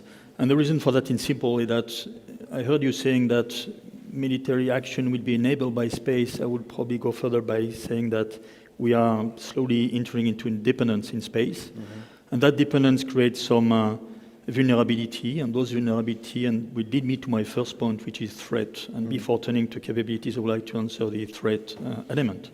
Please. And the threat element that you just mentioned as part of the strategic compass, I think it's increasing. Mm-hmm. We see threat coming from the Earth. The mid-November Russian satellite missile shot was actually striking in this regard. We see also developing threat within space, those threats being non-kinetic, jamming, cyber, all of that is coming very hard to detect, and detection is probably one first element we need to consider as far as threat is concerned. Kinetic threat, I mentioned that, which is being even more important, and that is important to focus on threat because space assets are not protected. They were not designed as such. And that is an important lead me to the capabilities element to answer your question. On the capabilities, I will mention 5 of them. They are not new, but I think they are not developed the same way. There are no military operation, and General Friedling will probably turn to that after me, that cannot actually work without connectivity. This level of connectivity needs to be much more high broadband due to the level of data that is needed in order to achieve information superiority, what is needed on the battlefield, and all that being secure. The second element, of course, is intelligence, surveillance, and reconnaissance, ISR. The third one, of course, will be the PNT in our space language, which is precision, navigation, and timing. All that is already happening, all that is already in place, but that needs to be further developed in order to achieve two elements. The first one will be resilience. Indeed. And the resilience aspect of that would be achieved also by combining the duality of defense dedicated space asset, which we need dedicated ones, but also using as a resilient aspect the commercial of space. The duality of space, I think, is important. We heard that again this morning has been strong. And the other element after resilience is what we do, at least within Airbus, which is using all capabilities between orbit, LEO, GEO, and those elements, and this end-to-end in order to make sure we can also use the data. The last two elements of capabilities I would like to raise, which linked also to the threat element, is, of course, the space situation awareness, SSA. There is no way that we cannot detect who is doing in orbit. The fact that the Americans have been launching 2 satellites dedicated for this purpose on a target of total of 6 mean that we need dedicated space asset in order to achieve the ambition of Europe. And the last one, of course, would be early warning in order to not only detect those threats from Earth to Earth, but Earth to space. And the last point before I would be concluding is that threat is one point for the strategic compass. Capability is definitely to make sure we can focus on EU-owned assets or nation assets. That leads me to my last point, which is actually the whole governance that EU need to be putting behind. Because behind this question of governance is a question of common vision. I think that the motto of the conference is turning vision into action. I think that all that need to be commonly agreed between the member states, which is also a challenge. The question that we have about some structural organization, we heard potentially after a national space command, it could be an EU space command. It would be interesting to see what it means. And the last issue for which, of course, from this standpoint, and I will finish on that, is the availability, affordability, and the budget issue, which is still something which is needed in order to achieve all of that. Perfect, thank you. And I want to bring now Ariane into this on the issue of capacity and resilience as well, please. Maybe to go a little bit deeper to what Antoine mentioned on the topic, knowing what's going up over our heads is really the first key to protect our assets in space. And as Antoine mentioned, probably General Friedling will comment on that. This is key for all military operation. And in the past 10 years, Ariane Group, we looked at what's coming up, and having our own launcher in Europe, our own launch pad, this is one important step, but it's not sufficient to provide us a clear liberty, a clear freedom of action in space and to know what's going up there. So 10 years ago, we decided to develop a network of optical sensor called GeoTracker. We upgrading this network for the last 10 years. We will reach up to 30 telescope in 25, and we add more functionalities. We add the use of laser as well to this system. It's complementary to what Airbus is doing in space or with special satellites, but this provides an opportunity to track and look at what's all the different objects in space, and to give you an order of magnitude of the interest to have that to have this kind of system as a sovereign system. With the catalog we have today, we observe that we looked at 10% of our catalog, of our objects in the catalog are not in the public domain. So we looked at 10% of the objects are not known in the public domain. So this is quite important to work in this area. And we provide service, observation service to the Space Command, and probably General Friedling will come back to that. And building on this, the European Commission, through the Fed, starting to develop advanced system, and we're leading two call on this topic for the Fed, concerning to develop advanced sensors and advanced control and command system. And this is, I think, one of the key pillars of European sovereignty for tomorrow. Okay, perfect. Thank you very much. Now I want to move on to the issue of common strategic vision. Now, in the strategic compass, there is a particular focus on developing a common European strategic vision, which I think we'd all agree is necessary in order to be effective in the space domain.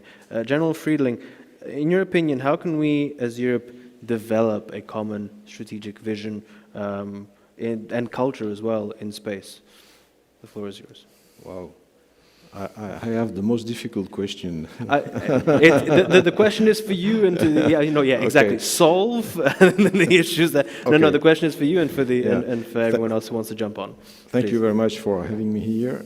I am the guest of the last minute in this panel, and I'm very happy to be here. First of all, what strikes me today is that defense and security issues are at the heart of every speeches this morning. So it was not the case 2 years ago. So my opinion is that we have taken into account, all of us, this major issue. And I liked very much, what said, for example, Mr. Le Maire, saying that space was important and now space is strategic. Yeah. And we could even go farther than this. Space is, I would say space is, somebody said space is a critical enabler, space is key, space for the decision-making process, for our military forces, for our defense and security of our citizens. Space is vital, actually, today. And it's the dependence of our forces to space services is growing every day. So, and I would say that actually if we deprive our ground forces, land forces, air forces, or whatever in every domain of space services, they should be deprived from oxygen, they would be neutralized and paralyzed. So, so definitely we have to do this work of securing our space capabilities and take all these new threats that Antoine Noguet mentioned brilliantly, and have this common approach, and this comes to your question. I think the thing that having this compass is the milestone, the first milestone that we definitely need, because this will pave the way for further steps. I think we definitely need a shared assessment of the threats in space, because it's not that obvious to assess what are the threats today in space, and it is changing every day. So we must do this job again, and then we must imagine the way to address these threats. So that means that a capability of space surveillance is paramount, because we need to know exactly what's going on in space, precisely, on an exhaustive manner, and in near real time. And we do not have this capability today. And then we probably need to imagine the ways to respond to any of these non-responsible behaviors or dangerous behaviors in space, on space capabilities belonging to European countries or Europe.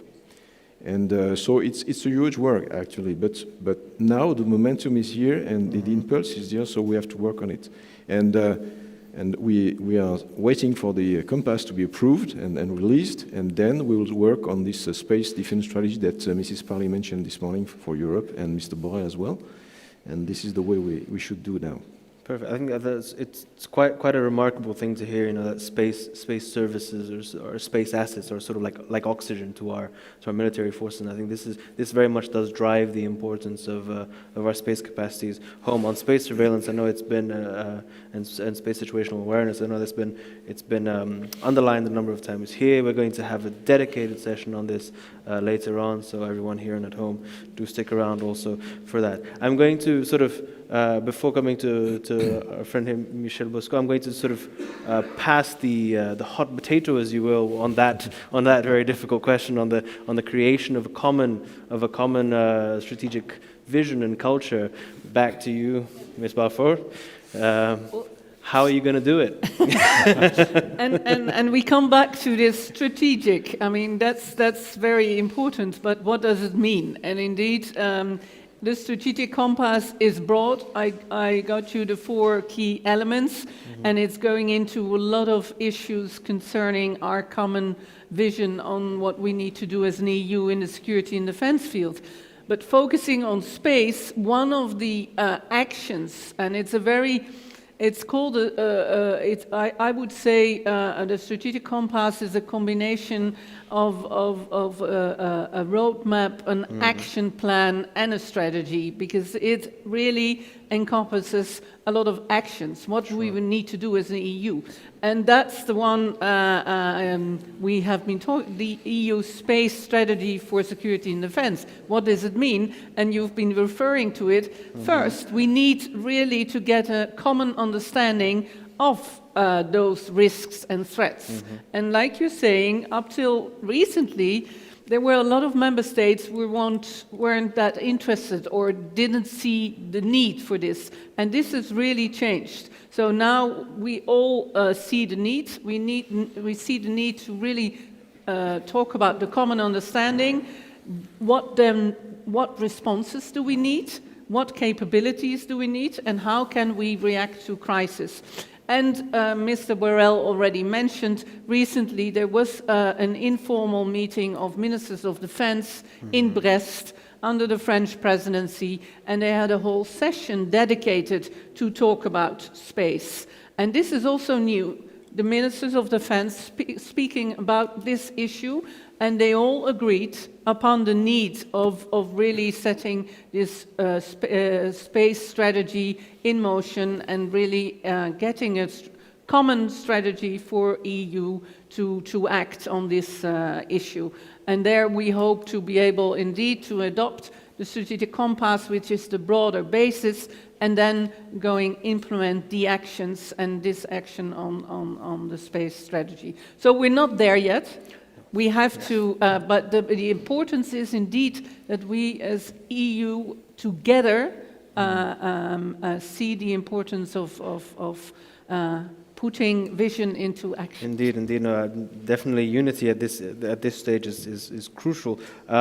So I'm just going to move over here first of all, so that I can look at you, and also remind everyone in the audience that if you do have any questions, do sort of catch my eye and put your hand up, and I will certainly call on you also to ask your questions.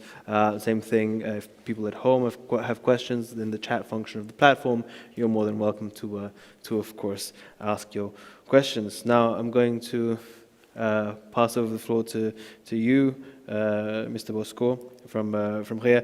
We've just heard about the common strategic vision and the importance of the common strategic vision and how we're planning to get there.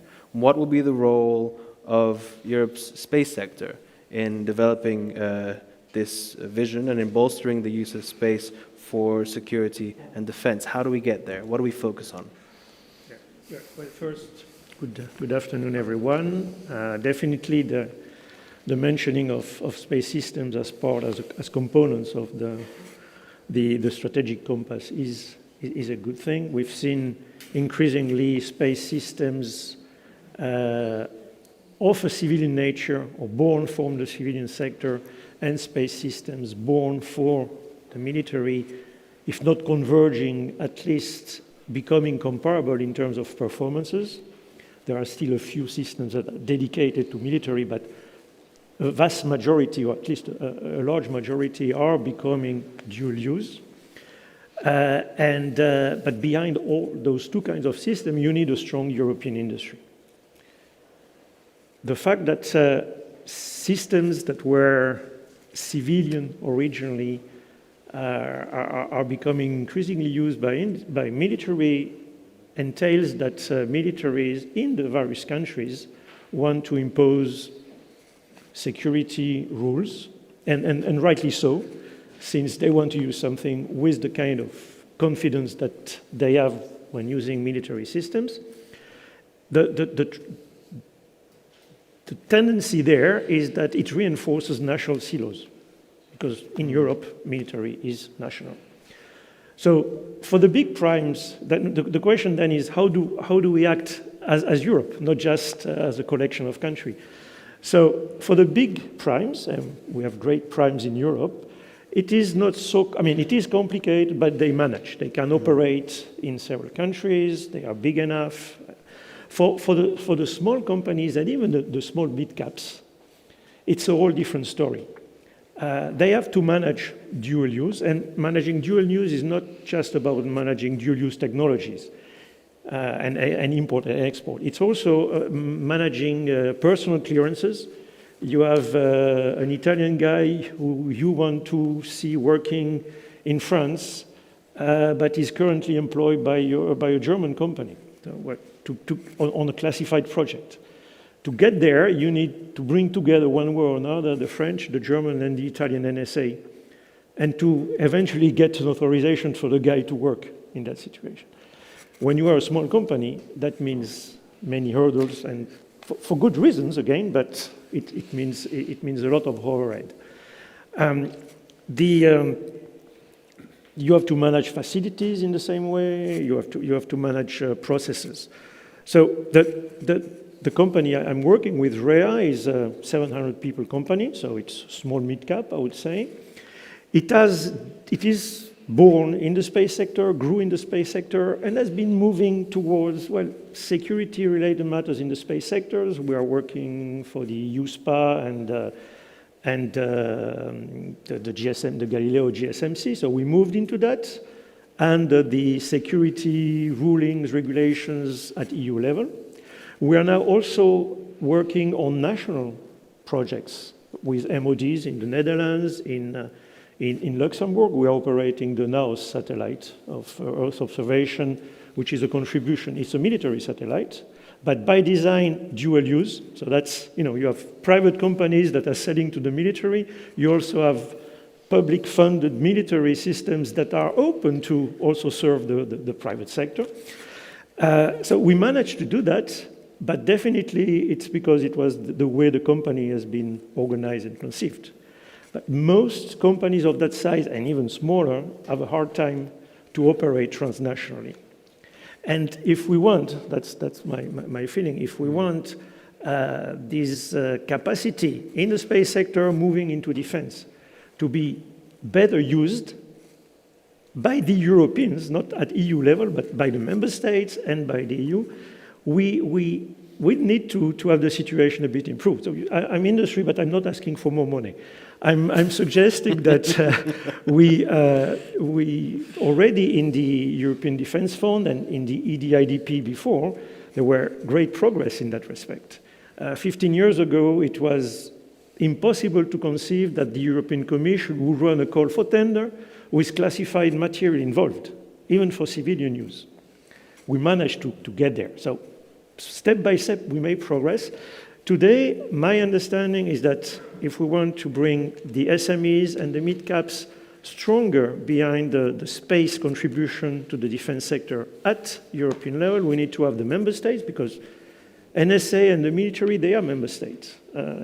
To me, I don't think it makes sense to try and make it EU. No, it's member states. But then, of course, there is the EU activity there. So I hope that the External Action Service and DG DEFIS will combine their resources in the strategic compass to maybe, re-engineer the thing. This system of clearance and security has been built by layers. And each time you add a layer, you increase complexity. At the end, we have a good result, but not so efficient. So hopefully, the strategic compass will bring some new things in there. Thank you. Does anyone want to jump in on that and give a follow-up to this issue of managing dual use? And please. I think it's absolutely right. We need to take down many barriers. I think it's all about, I'm stating the obvious, but it's all about fostering cooperation at every level. We have to, first between indeed the CSDP and the decision-making based on situational awareness, and then we have to equip member states, but possibly also at EU level with the capabilities that we need. We need to create a habit of cooperation. I couldn't agree more with what we say. I think if there is one thing that the EDF is all about, I mean, of course it's about delivering tangible results, but it's about creating a habit of cooperation between the MODs, between the member states. We see very much because we need to, we ask, for instance, we in DG DEFIS, we ask member states to come up with the technical specifications of the calls that we publish. They are forced to sit together and say, okay, what is it that we need, and can we describe together what it is? This is already groundbreaking. And creating that habit of picking up the phone, MOD speaking together, that's already something very new. Same for industry.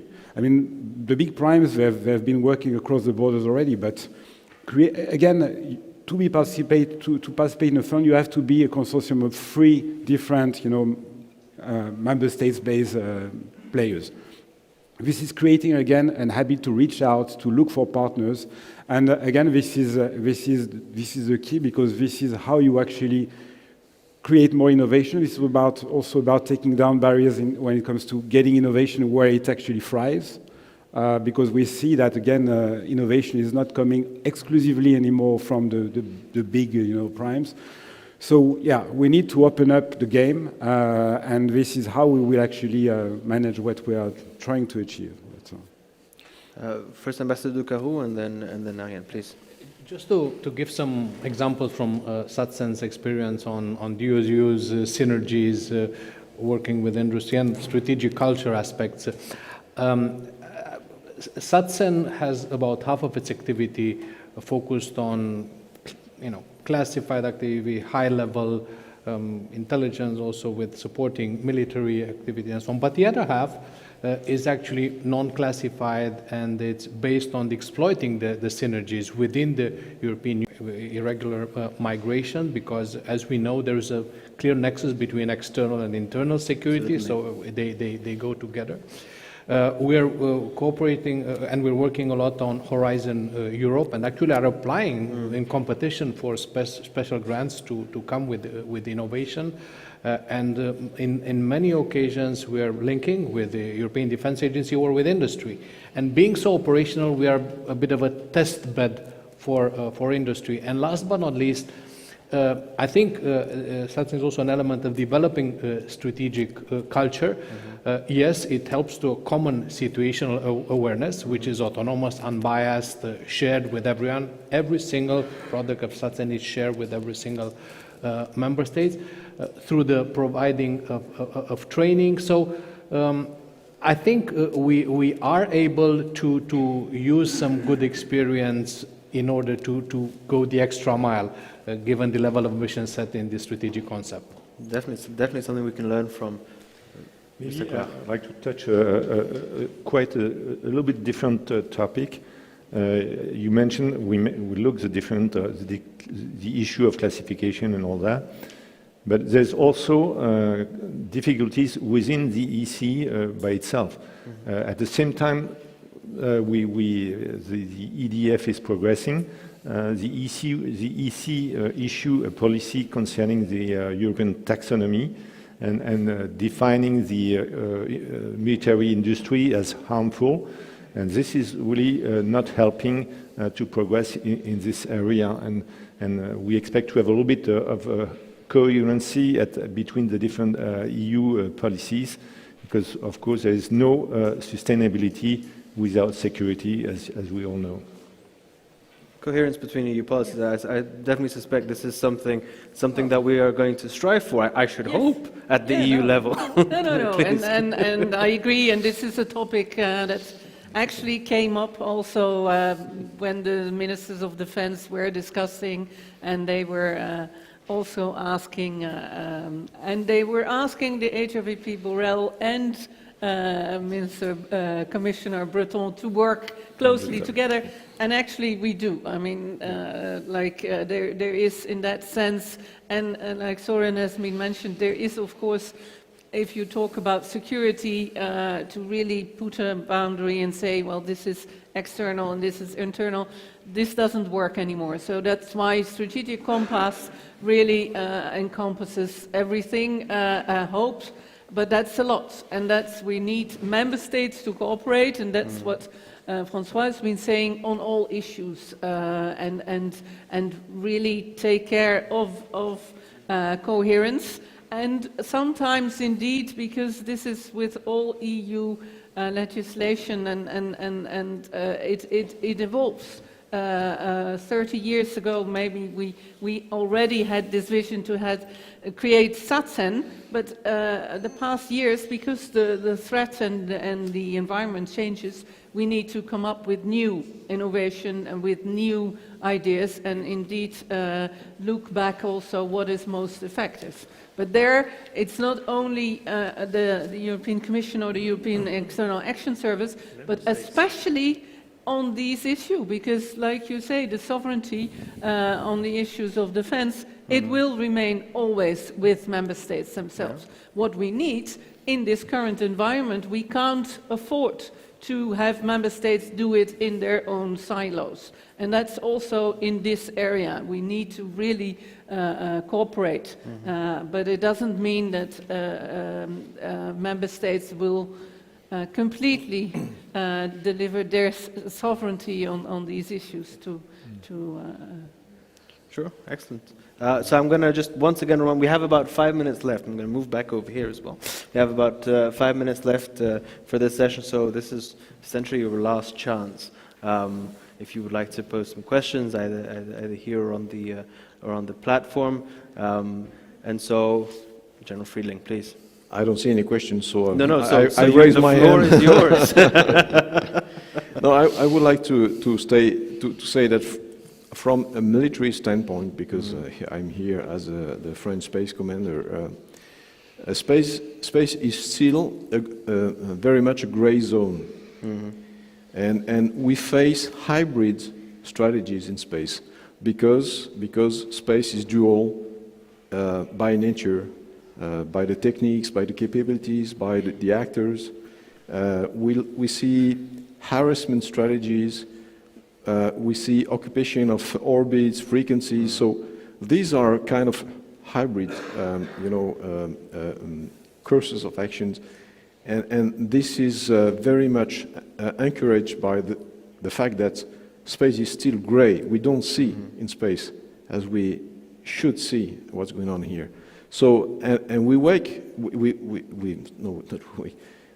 want space to be transparent. This is the first type of discouragement for illegal or irresponsible behaviors. And this is, and to do so, we have to develop this space surveillance, space traffic management, and we in military we call this space domain awareness, which is a little bit more than the space surveillance situational awareness. And we need capabilities to defend and protect our space assets. We need new architectures to be more resilient, and this is what we are working on. And I am very happy to see that there is this impulse from the Commission that Commissioner Breton gave with the connectivity constellation. We can benefit in the defense from this architecture to be more resilient.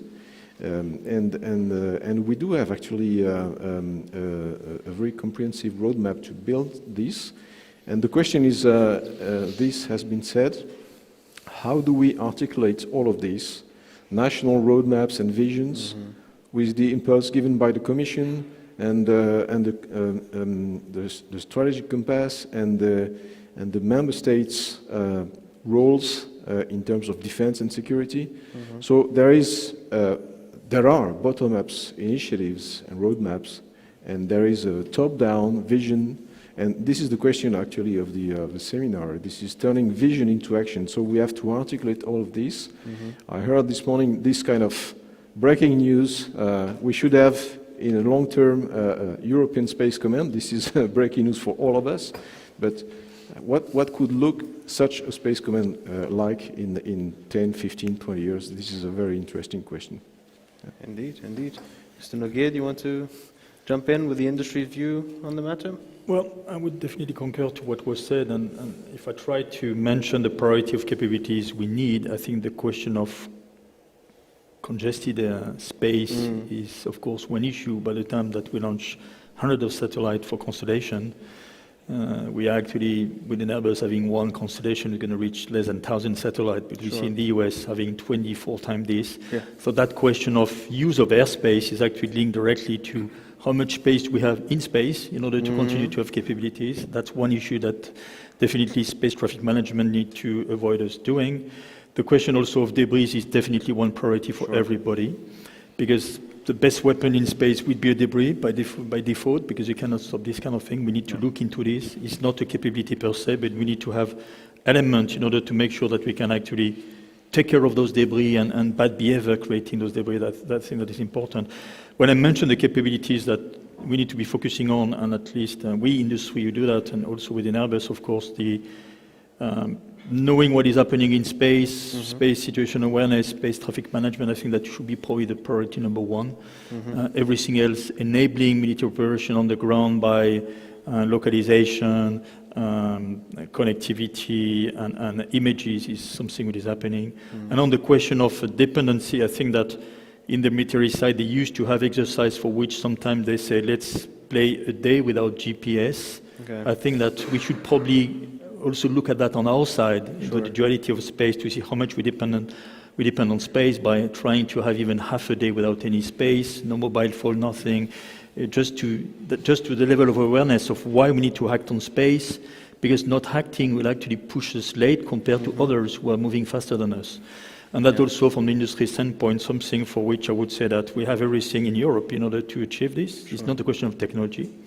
It's just a matter of common willingness to do so, and making sure we can have the funding to do it. The price of constellation is the same everywhere in the world, but the money you need to put into it at the end need to be there. So that's also something you need to. Perfect. I'm delighted to see that we have one question, I think, from the audience. If we could get a microphone over. We have a question from the audience. If you could please state your name and so forth, and your question, and to who you are asking your question to. Thank you. My name is Juri Delmar from Deutsche Telekom, and it was good to listen to you. I'm not going to ask the question to anyone specific, but to the panel.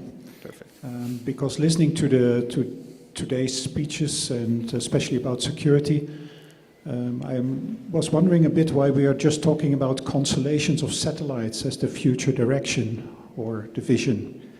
What about high altitude platforms? There is no discussion about that, especially in regards of security. I would say, from our understanding, these platforms have interesting alternatives. They are very flexible. You can take them up and down. There is no debris problem. There are maybe a whole lot of interesting ideas around that. So what is your reaction to that? So what about high altitude platforms? I can take it, time for the question. I try in my short time of speech to mention these several layers of capabilities we have. We discussed a lot of constellation this morning because the commissioner is actually, as you know, keen behind having the last constellation missing, which is a connectivity one. But on the question of layers, you rightly mentioned that we can go to the lower space. We always talk about outer space, but before reaching to Mars and Moon, we can use this part of extra-atmospheric, and we have already some capabilities in development in order to do that, at least within Airbus. We have a solar-powered, completely green aircraft, which is supposed to achieve ISR missions, some of them being completely dual connectivity, and we're developing all those elements in order to make sure we can actually fill those gaps, because the constellation may not by themselves be enough, you're right, like GEO, to provide all the digital divide that we need to fill. But those lower layer would be probably providing better visibility on the ground with regard to the lowest altitude at which you operate, but also resilience in any kind of connectivity layer. So it's definitely something which we call them pseudo-satellite within Airbus because they're a bit in between, but you're right that we need to be innovative and imaginative to go beyond the traditional platform operating in LEO and GEO. Mr. Arbo? Just to say that I'm glad to confirm that we are very much looking into that. I mean, we define as a priority in the calls for proposal that were just closed in December, the so-called HAPS, so the high altitude platform systems, which are, I think, in many respects quite promising technologies. Indeed, it's not very expensive, it can be very stable, it fills a potential gap. So we have spotted that as a subject of very important interest, and we asked actually industry to propose those interesting projects. So this is definitely on our radar. Thank you very much. Now I have one last question, and I have a last question for Ms. Belfort, and I sort of know the answer to the question I'm going to ask. It's the million-dollar question, but I'm going to ask it anyways, as I should. For the strategic compass, what's the timeline? knowing that the answer is probably as long as it needs to take. No, there is a timeline. What is the timeline for the strategic compass? We have a timeline. We're looking at the European Council in March to have a document adopted.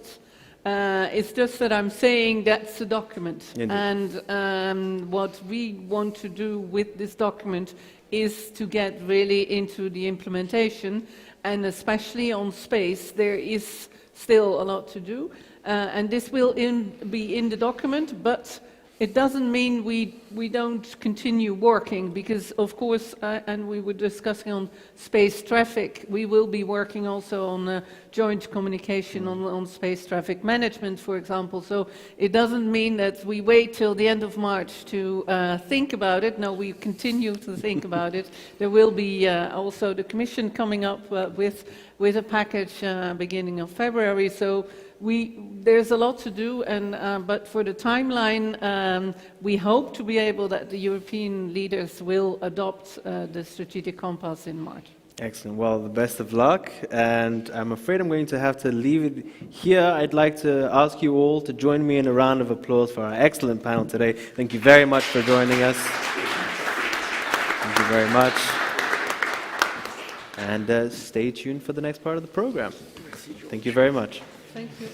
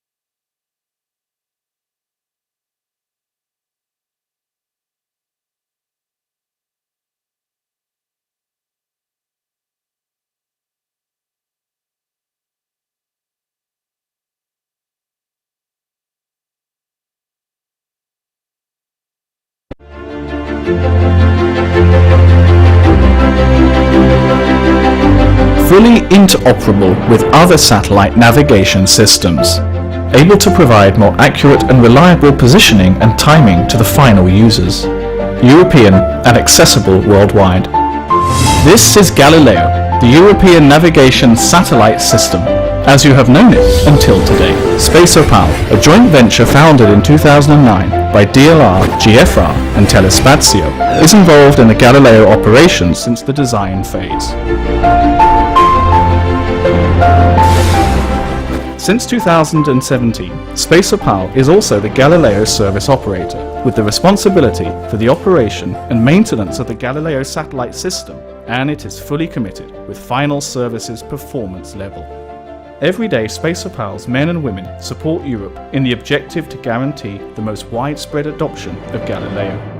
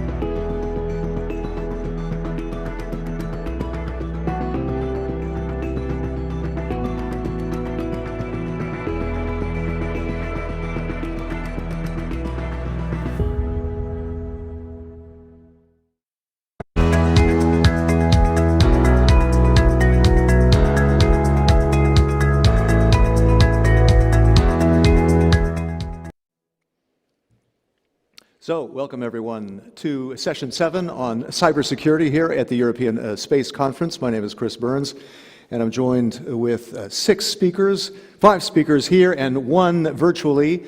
I'll introduce you to them just in a second, but first I'd just like to sort of set the stage. And one very important aspect is the risks, the threats, and then also we want to talk about the solutions. And what is quite disturbing to me when I was doing some research about this is that not only is this an issue, it's been an issue for quite some time, but the World Economic Forum, among others, identified this year as being a key risk, a key threat that we have to deal with, cyber security.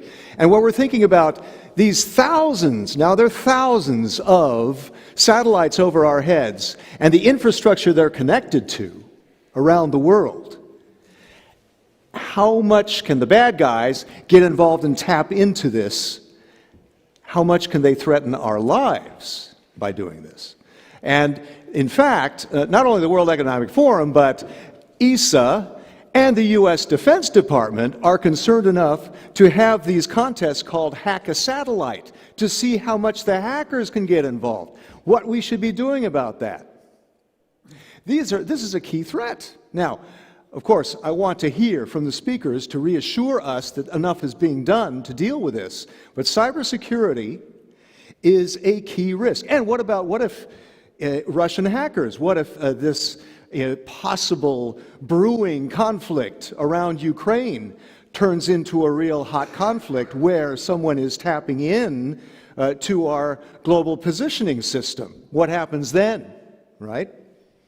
So, and you also know about these sci-fi movies where the hackers are doing exactly that. They're tapping into infrastructure, tapping into satellites, and messing with our lives. How much can this happen? How big a threat is this? All right, I don't mean to be too alarmist, but you know, when I was doing my research and I was talking on background with some people that I was preparing, you know, the comment now and then was, well, some of this is classified, I can't tell you, which reminds me of a friend of mine, as a journalist, was out talking to a CIA guy who said, yeah, I heard your question, and that was it. So if we hear that today, you know what we're talking about. Anyway, let's get started. Let's talk we're talking to Thomas Dermine. Let's start with you, Thomas. We'll also talk to Alain Alexis. Thomas Dermine is the Secretary of State for Economic Recovery and Strategic Investments, Belgium. Alain Alexis, Advisor for Synergies, Space, Defense, and Civil Industries. Massimo Mercati, dove sei?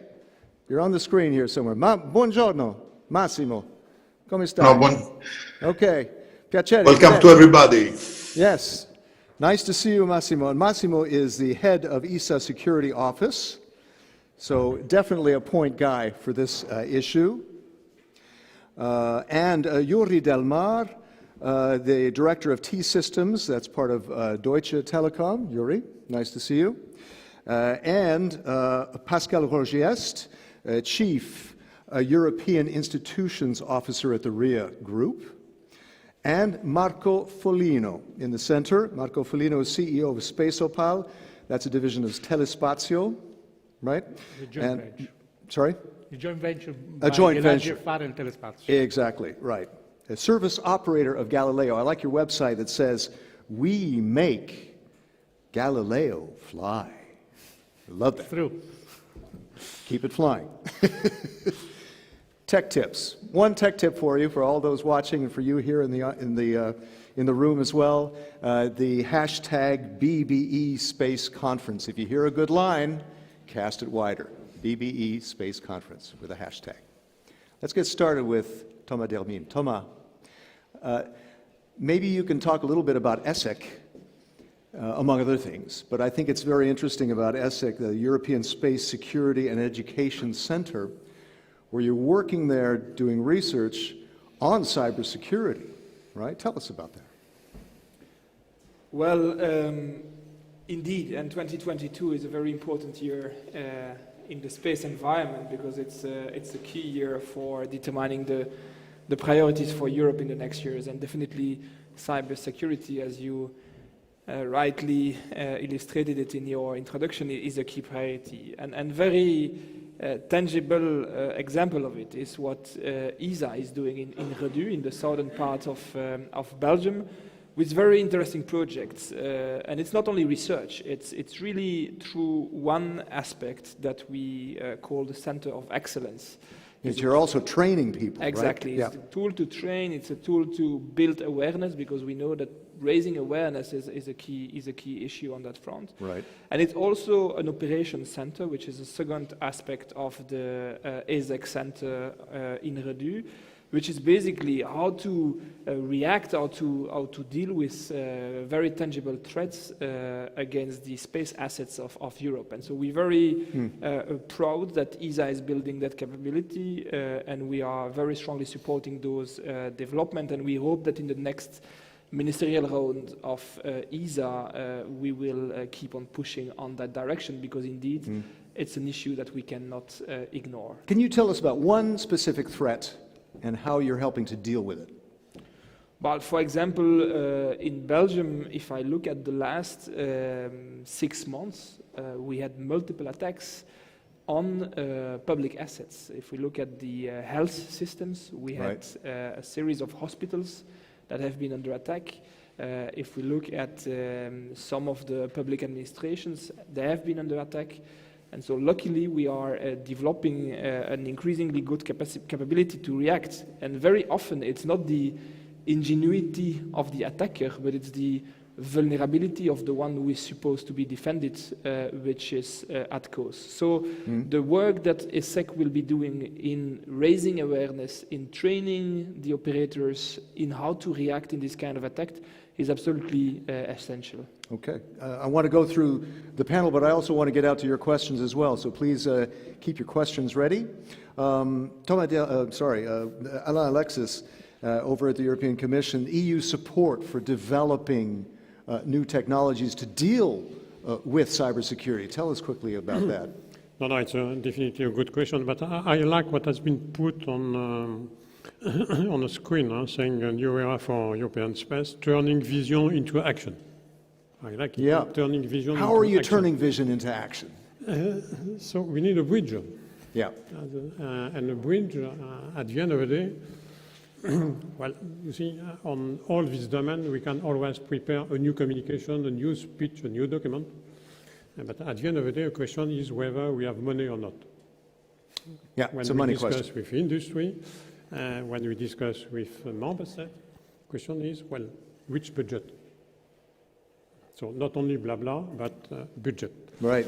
So the question is, of Show me course, the money. we right? need to invest. Yeah. We have no choice. If we want to respond to risk, we need to invest. Does that mean We need- investment by public entities like yourself with the private sector? In close cooperation with company. Yeah. So we do not want to cover all costs because it would be a mistake. So it should be a joint venture. It should be in cooperation with industry. But you know that we have put in place a new program for research and development, particularly a so-called development program, European Defence Fund. For 2019 and 20, we have already put 40 million only for cyber. Only for cyber. Okay.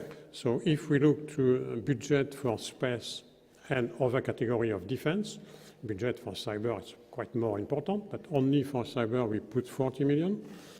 For this year, 21, for European Defence Fund, we put 101 million for cyber. Okay. So it will be for the company, and the company will have to deliver. Can you tell us one example, one thing that's going to fund? Tell us one thing about, one action about cybersecurity, putting vision into action. Best example is probably quantum technology. If we want to be there in the next 20 years, we have no choice. We need to invest in new technology. To a certain extent, what we do today, it's not my priority. It has to be done, but it's not my priority. I think we need to use the EU budget when it is particularly risky and when we want to get something in the next 10 or 20 years, meaning that we need to invest on disruptive technology today. Yeah, absolutely. And this is why we need to use the EU budget, because the risk is there. But you see, disruptive technology, quantum technology, it's like a tombola. Normally, when you put your money in a tombola, you lose.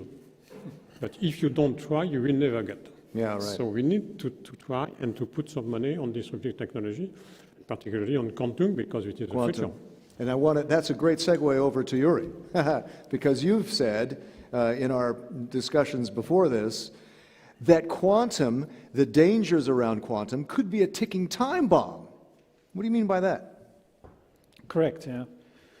I mean, with T-Systems, we serve mainly large enterprises and public sector entities. Yeah? So cybersecurity is really always a risk for them. Yeah. But that we already know since long time. Yeah, I mean, we all know some of the cases even that have been written in the press by journalists that researched what happened actually. And still, this risk has really changed over the last 2 years. You mentioned it. Yeah. The Allianz, is a well-known insurance company. Yeah. They publish every year a risk barometer where they ask, say, the global businesses, the global large enterprises, what is affecting you or worrying you most when you go to sleep at bed. Yeah? Yeah. And actually, for the first time this year, the number one risk is cybersecurity. Really? It's even ahead of supply chain problems, natural disasters, or things like we now know pandemic. Yeah? So that is really how the effect is on businesses. And that is what you mentioned, it becomes even worse when you think of this ticking time bomb. And why is it a time bomb? Yeah? Quantum, not going into the details, of course, in this contribution, but quantum has the capability, if quantum computers become powerful enough, to basically decipher any code, any key, any encryption that we know today. Yeah. Within a second. That's what companies are about. The time is the critical factor. So even if it cannot be done today, we should imagine that it can happen at any point in time by any type of rogue entity in the future.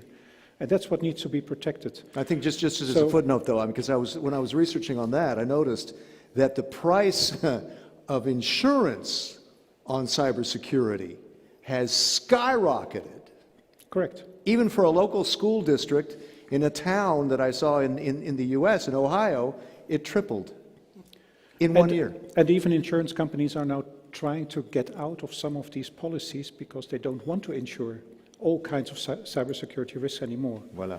So that is why we are very happy that the Euro QCI initiative has been started by the member states and by the EU. Right. And yeah, I can go into detail maybe on the next part, what we are doing there to really make sure that we are prepared, at least for this. Mm-hmm. And so is this kind of a joint private sector, public sector investment thing, that like what you were talking about, right? Yeah, we are performing now a detailed system study. How a secure quantum-based layer can be built into the communications infrastructure of today, so that we can avoid any attack by these type of quantum computing algorithms, to break the encryption of that communication. Massimo, mi senti? You hear me? Yeah? Yes, I you can got your hear mic you, on? Chris. Okay. Let me ask you about cybersecurity and the CSOC, it's called SuperSOC, the Cyber Operational Center. You over at ESA, what can you tell us about, how worried should I be about cybersecurity? In that context of what that picture I painted earlier, what do you think? Am I overstating this? I don't think so, Chris. We said already that in the last, let's say, 15, 20 years, the threat landscape has been subject to an exponential growth, especially in line with the evolution of the importance of the space domain for the economy and for the security of member states, and also in line with the new technology. Vision and acting, in ESA we have taken seriously the security and the cyber security, and we tune our vision and our acting in the short, medium and long term. In the short term, the Cyber Security Operational Center is our counter-reaction with the potential threats that are coming from space and on ground. We have 1,000 of examples of threat today affecting ground segment, signaling space, and space constellation. Yeah. Can you give us, Massimo, can you give us one example of that? One concrete example? But I mean, in 2018, all of us, we know about what's happened about Athena Finus, and we are, as well, plus industry, we are constantly affecting about network attack. And the CSOC can be really the unique today potentiality in Europe that we are developing for ESA, but for also Europe itself, in order to monitor threat coming from ground and from space. This is a unique capability, let me say, that together with the Center of Excellence, the Ministry Thomas Dermine was talking about, yeah. Yes, I was saying, is, let's say, globally forming an hub for the Europe. I can develop later better what is this hub. Okay, let me move on to Pascal Rogiest of REA Group. Pascal, stress tests.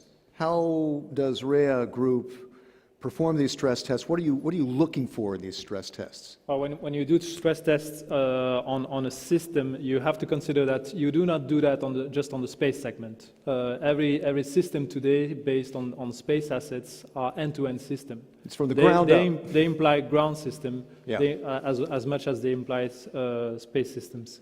So it's really the end-to-end aspect that we need to test and stress test. That's kind of like what Mr. Aschbacher was talking about earlier today, exactly, right? Exactly. And I think Commissaire Breton also insisted on this aspect of systems, an end-to-end system, because the end-to-end applications that we use every day are basically what matters for our daily life as customers and as professionals.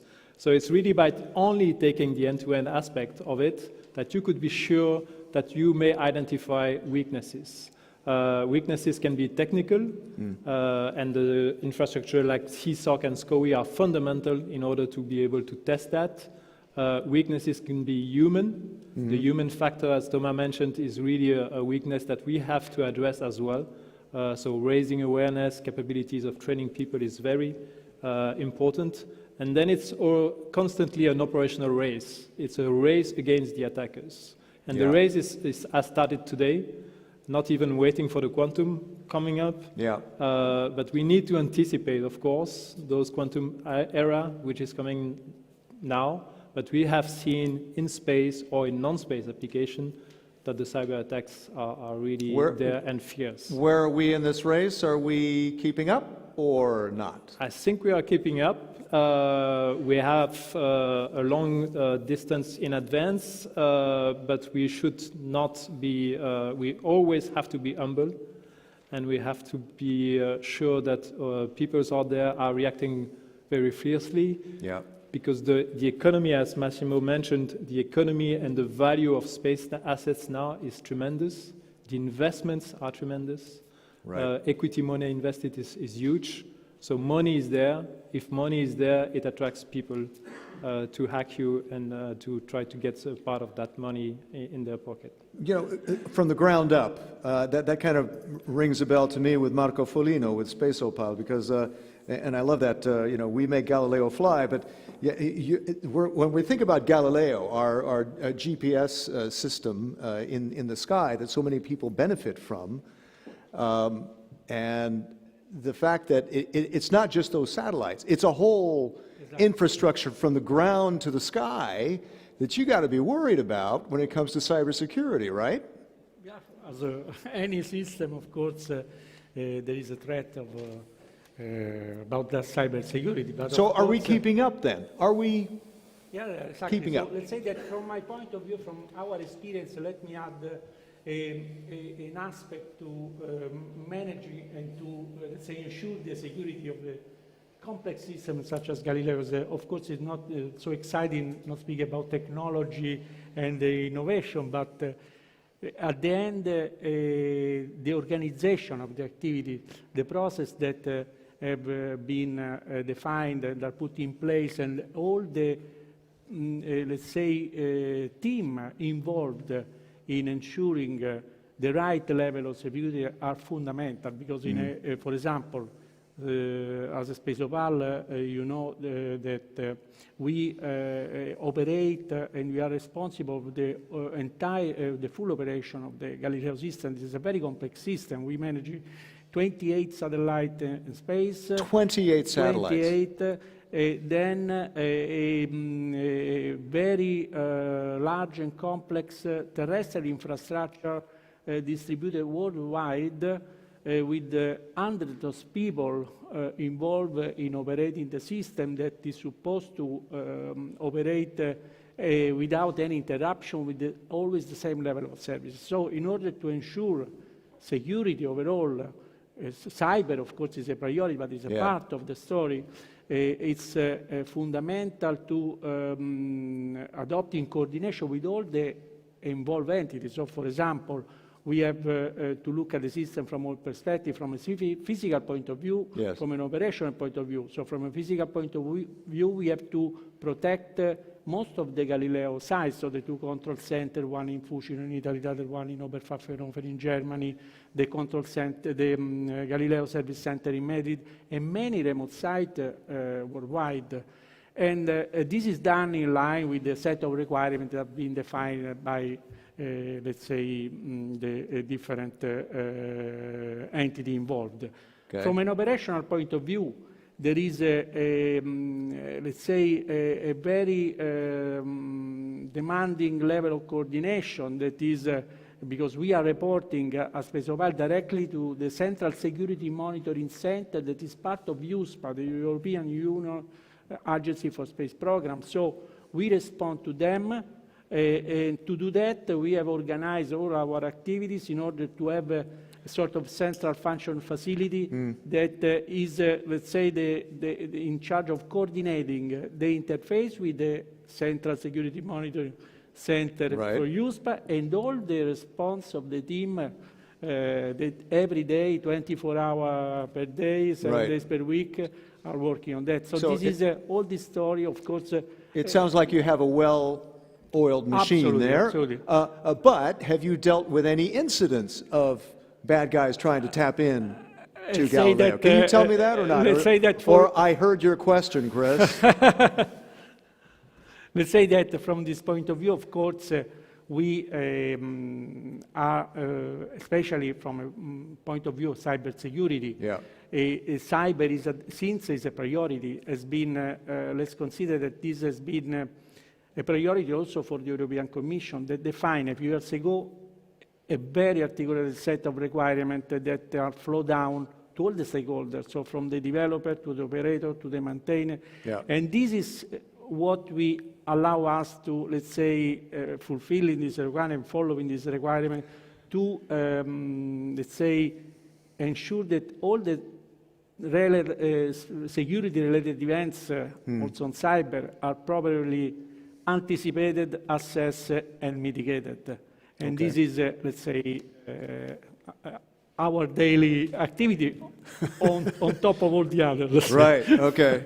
All right. So we won't talk specifically then. We'll talk generically. That's good. Any questions in the audience before I do another round with the panel? We're all good. Okay. I guess we're answering all your questions. That's good.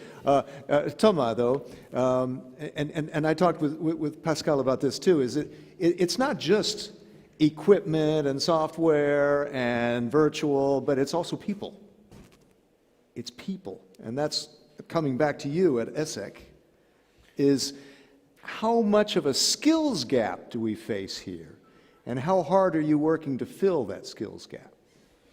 Well, it's indeed, it's a core issue. And when we talk about cyber, we don't necessarily see skills and talent as one of the first priority. And yet it is. Should be. Yeah. And it should be addressed at three different levels. And I see it really as a process. It's first, we don't have enough people. And so today, it's very key for government, and as a Minister for Scientific Policy in Belgium is one of my key duty, we should stimulate much more young people to get into science and technology. Listen up, all you students out there. And it's a key question because there is huge competition for talent acquisition. So my advice to young people is go there and you'll find your way. That's one challenge. The second one is for the existing people.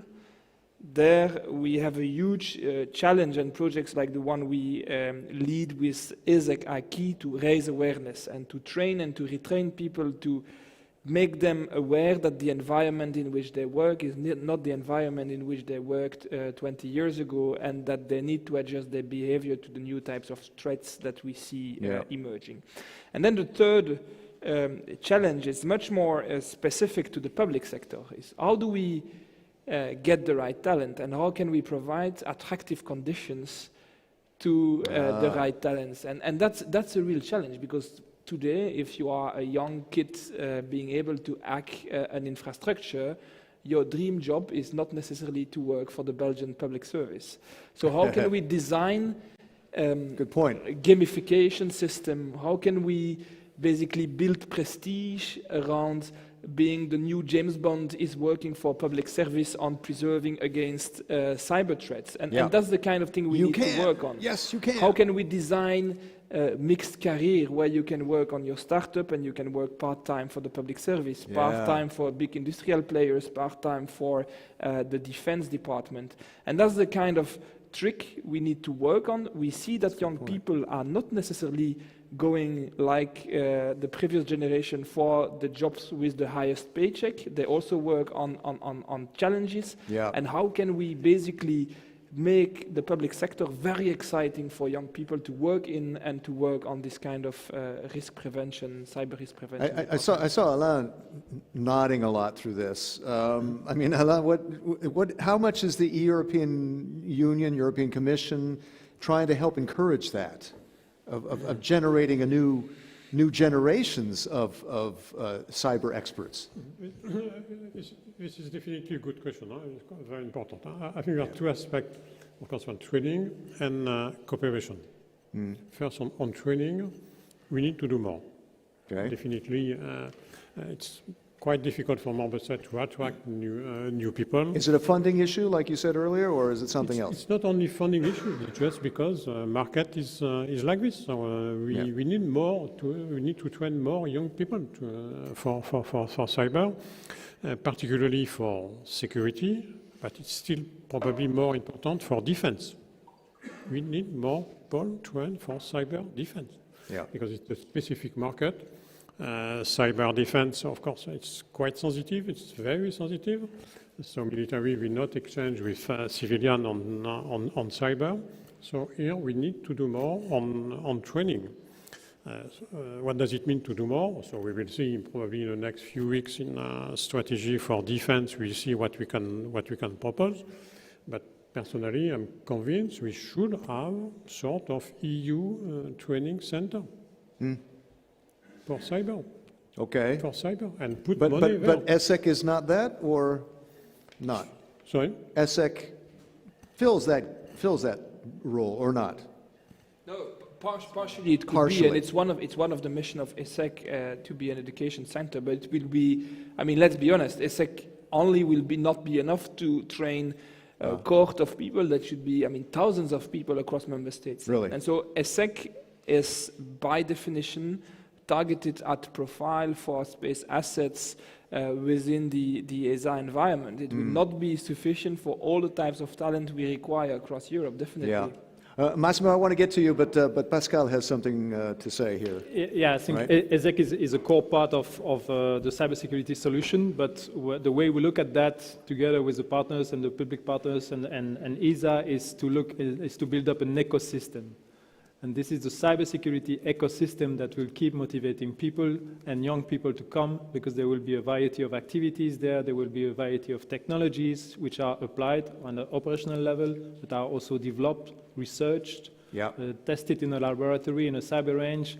And this is really by this ecosystem that you attract people, you retain people, and you can develop additional talents and companies, other companies that start up or develop by. And I might just mention an ecosystem with more women too, right? What's wrong with this picture? I was thinking exactly the same. Yeah, exactly. STEM. What about STEM? And every time I do participate in a male-only panel, I'm thinking it's the last time I do participate in a male-only panel. And every time I realize it too late. No, but indeed, and if we look at the STEM training in Belgium, and I think it's the same across Europe, in Belgium it's 85%. If we take all the STEM curriculum at university, 85% men. Yeah. And there is no obvious reason. I mean, there is no rational reason for not doing so. And I believe that it's also a question of projection and role modeling. And in that framework, what ESA is doing with putting more women astronauts as the face of ESA, it's very important for young women to basically see, okay, it's something I can do, and there is no, obvious reason for me not to study science or mathematics and not to dream to be an astronaut in 20 years. Yeah, we need more of that I mean, it's rather superficial, but in culture, in the movies, that has to be written into the scripts more. We need more women hackers in the movies as well. Massimo, we covered a lot of points here that I would love to tap your brain on, including the fact that I also noticed that right now, if you are a hacker, you could be applying now for a Hack-a-Satellite contest with ESA. Is that right, Massimo? It's until mid-February that the application process is open. Is that right? Yeah, the application is open, and we are. It's very important for us, and is part of an overall security strategy to, let's say, collaborate in a full security way with a clear process and in compliance with our rules and in synergy also with the National Security Agency to acquire mutual know-how from ethic hacker. Is part, I was saying about the security strategy of ESA, which, let's say, include all arguments that we are tackling today. Pascal talk about ecosystem, Ministry Dermin talk about awareness and training. We are, let's say, been able in the last 3 years, and the Agenda 2025 of our Director General has confirmed this trend, to put in place a clear strategy which is based on a new updated security framework to cope with the new threat, policy, training, and security engineering. And as part of this security engineering, there is transversal, the cyber security, that include and are the beneficial of ESA and all the European member states. This strategy, let me say, is characterized by a distributed functionality. ESEC will play a key role, but we have been very keen to emphasize the operational skill of all our staff and all our mission. For example, ESOC, ESRIN, and even a lot.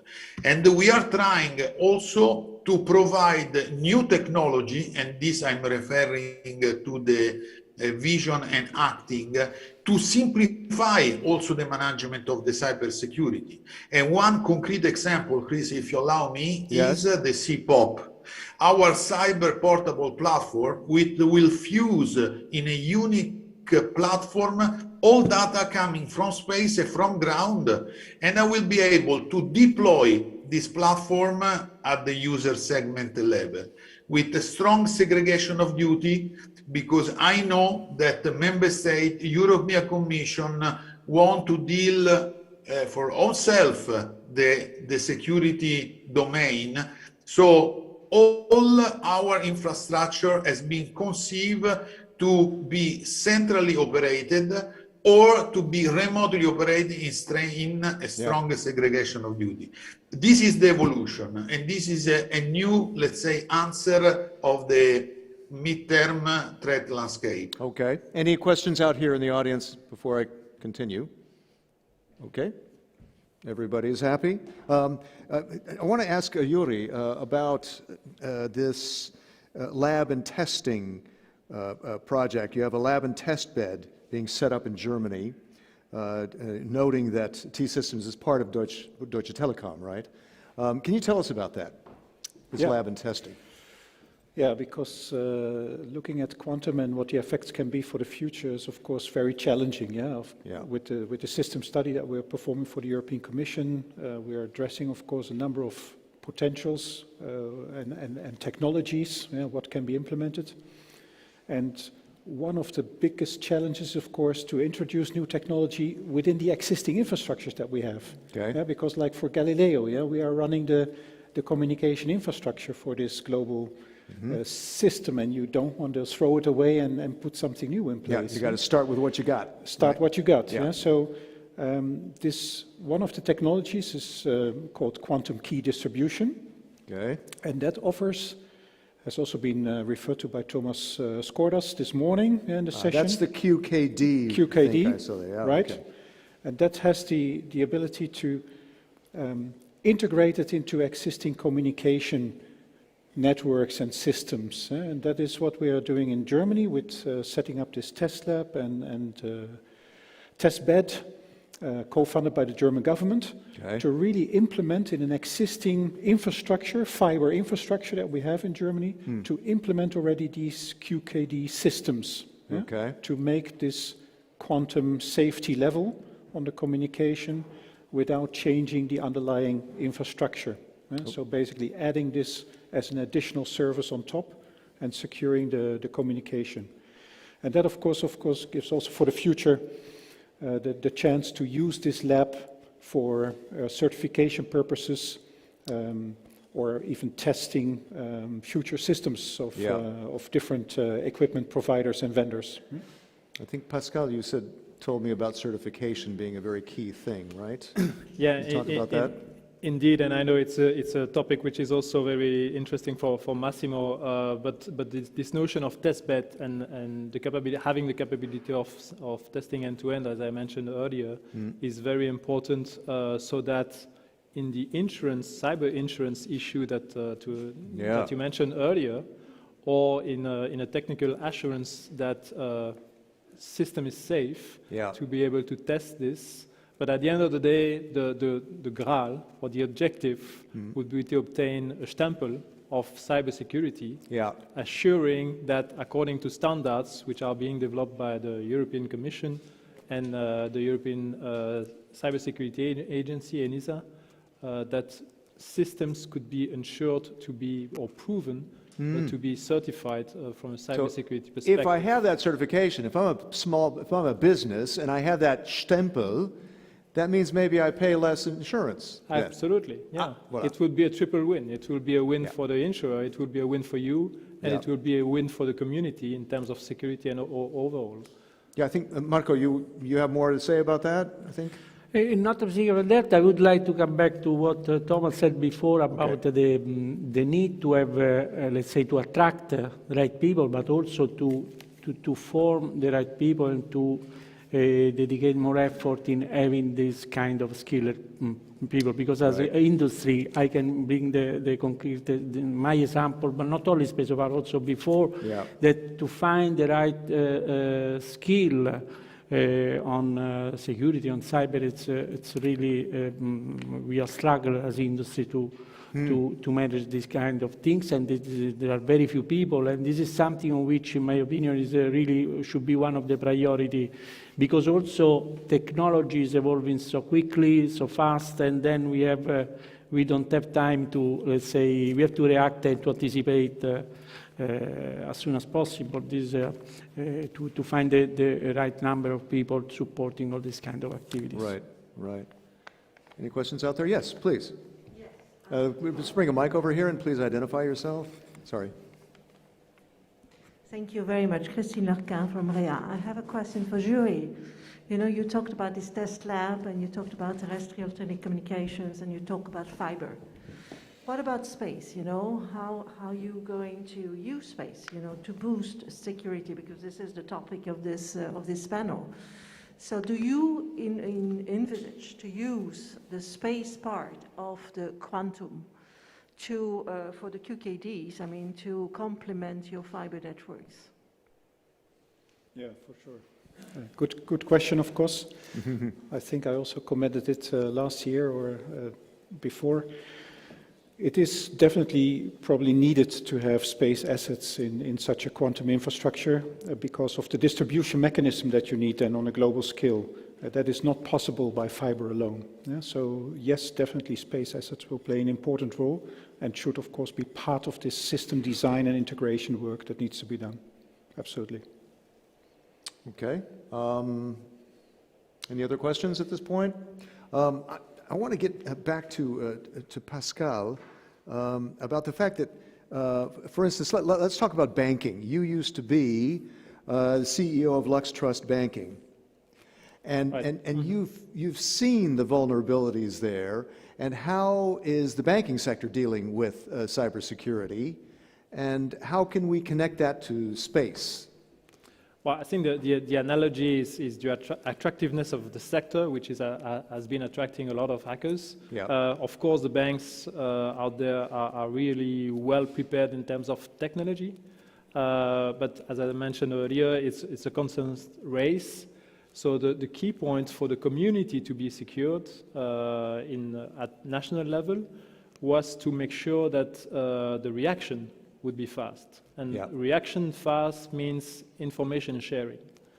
And this information sharing is key in terms of getting organized, because from a technology point of view, we can do, and we will do everything that we can in order to be prepared. But there is always a weakness out there that we will forget or that people will anticipate before us. But nevertheless, we need to be prepared in sharing information. And that seems trivial, but it needs to be organized so that people rapidly share information in an anonymous way, because usually a company does not like to state publicly that it has been hacked. Exactly. But it's essential for the community to react. So this efficient information sharing platform, which is an objective also at ESA level for securing the space assets, and it's part of the SCOE and the CSOC invested in ESEC, is fundamental for securing the space assets, and then we will have to extend it to the system level. So because speed is of the essence. You told me of one incident where there was a hacking event, but you were able to limit the amount of customers who were hacked into. Right? Yeah, I mean, the banking system in Luxembourg a couple of years ago was attacked at national level. Yeah. But the banks were already coordinated together so that less than 10 people at national level were affected at the end of the day. Right. Thanks to an information sharing. So who can talk about a rapid reaction organization to deal with any kind of cyber hacking right now? Cybersecurity incident. Marco or Massimo maybe, or would anybody like to talk about that? What do we have in place to deal with a potential cyber attack? And I'm thinking also about right now. What if Russian hackers tapped into our Galileo system? What happens then? Let's talk to Massimo. Massimo, you're raising your hand there, right? Yeah, I mean, let me talk generally, and I heard your question about Galileo. But I'm so clever to do not answer, especially because I work for Galileo for 10 years. But okay, this is another argument I leave it to the Commission, and they have all the instruments to monitor and control and to counter-react today in Galileo. More generically speaking, what we are doing with industry, with member state to build up this, let's say, distributed architecture with ESEC playing a key role is definitely to give this function to Europe, to monitor and control any kind of potential cyber attack. Pascal before said something extremely important. He talked about assurance, certification. Me as a security authority of ESA is my primary role to assure that any space system incorporate is certified in order to be protected against the threat landscape. Okay. And what we are building through the Cyber of Excellence and through the CSOC, but as well through the different assets in ESA, is to give the right instrument to certify once forever this capability. In addition, if you allow me, we talk a lot about quantum, and we are in the medium long term, this means for me in the 23-25, already plan to have a special laboratory connected to the Center of Excellence, to the CSOC, in order to analyze the way to certify the quantum and, let me say, the post-quantum technology. Because if this is the future, we need to find together with the National Security Authority the way to reassure formally that this is the right technology to protect and to facilitate new evolution of the protection. Okay. Would anyone else like to add to this idea about a rapid reaction and help? Yeah. Just one in this domain. I think, as I say, one very important aspect for me is cooperation. Cooperation, particularly between member states, because risk is there, and so we need to make progress on exchange of information between member states, including on very sensitive aspects, which is a challenge, particularly for security and defense. Because asking a military to exchange sensitive information, well, you say, well, which are protection? Yeah. Because you can understand even if we don't want to disclose this, including to other militaries in other member states. So here we have a specific challenge. We need to work on this. So this is something on which we are reflecting to see what we can do more, particularly for security and defense. But if we do not make progress, we will just waste time, because we cannot just reinvent the wheel in 27 member states. And this is where the European Defence Fund comes in, right? That's a very key part of the effort? Partly, because the European Defence Fund is more for to support research and development. Okay. So we can develop capabilities. But we cannot support directly training. But again, question of priority. Yes. If politically we decide and member states decide this is a priority, we will have to find a budget. Right. Right. But indeed. first, we need to have a political decision. Do we want to develop this or not? On training at EU level, budget for training is quite important for civil. Yeah. So part of this budget could be used for cyber. So there is a need there, but there must be a political decision for that. But we need. That's interesting. It's always a question of political will. Do we want to put money here or not? Right. If political decision is taken, we will find a budget. Right. That's very interesting. Pascal, did you want to add something to that? You see you nodding. Yeah, in terms of budget and allocation of budget, I mean, the very important point is not to see cybersecurity as a cost. Cybersecurity is an investment.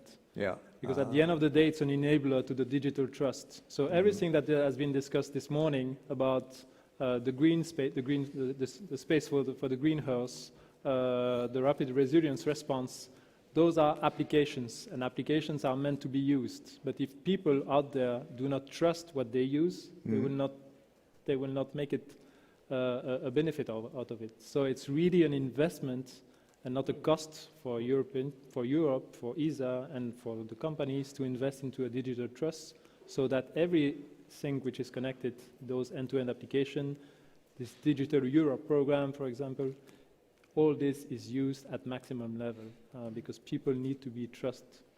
How do you deal with, we had this conversation earlier about how do you deal with the fact that in the private sector, they don't want to admit sometimes that they have a cybersecurity problem. How do you deal with that? Well, I think Thomas mentioned very early on the awareness. I mean, it's quite easy to make people aware at management level or at employee level that the risks are there and are real. Yeah, before it gets and worse. are not right? far. And I think it's also changing the character. Yeah, we have seen these ransom attacks. Yeah, that were not focusing on one company or one entity. Yeah, it was usually using some kind of entry, like automatic updating of systems, yeah, to get into many enterprises at the same time. Yeah, so to stop this at the earliest possible time, I think now there's much more awareness that you need to have this information sharing, yeah, and to become part of a network to be able to react. Yeah? But it has to be maybe sometimes anonymously, or how do you do that? So it's of course, but there are of course like we run security operation centers. These are of course for the customers trusted entities. Yes. Yeah, but that can use this mechanism to give this information to all the connected customers. Yeah? Right. That could be involved. That could have this software installed. That might be jeopardized. Yeah? I think we've sent out some good messages out to businesses, to youth, students, policymakers. Any final comments before the end? We have a final question out there, possibly. Okay. Can we wrap this up? Any final comments? Any final things to say? I want to get to you, Massimo, finally, but anybody else here in the panel would like to add anything?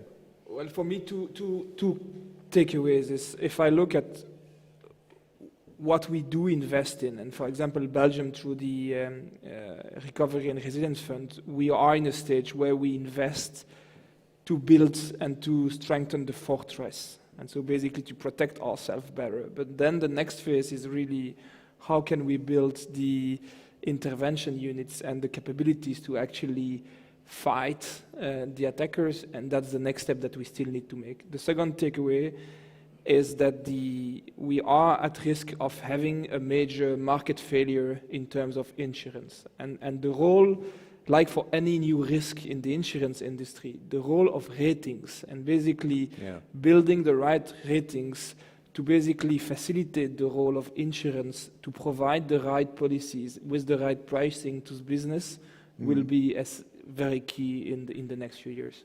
Yeah, stay tuned for that. Massimo, any final word? I guess I can sleep fairly soundly tonight. I'm quite reassured, I think, from what I've heard in this hour. I hope the audience has as well. Massimo, any final word? Yeah, I want to echo the word of Pascal, underlining that the security of the cyber war is not anymore the future, it's the present. And if Europe is keen to confirm the importance of the space asset for the economy, for the security, for the day life of our citizen, cybersecurity or security protection, whatever you want to call it, is not really a cost, but is a must. Because the effect, the detrimental effect that can be an attack on the service provided today by the space, this has no cost.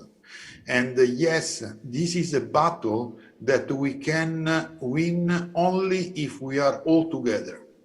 Because the budget to invest is enormously and can be absorbed only with an efficiency political strategy altogether, put as an ecosystem all the assets that we have, from the information sharing to the security operational service to the way to protect the space. This is something that we can do it and we need to do together. Massimo, thank you very much. Our thanks also to Thomas, Alain, to Yuri, to Marco, to Pascal. A big hand to our full panel.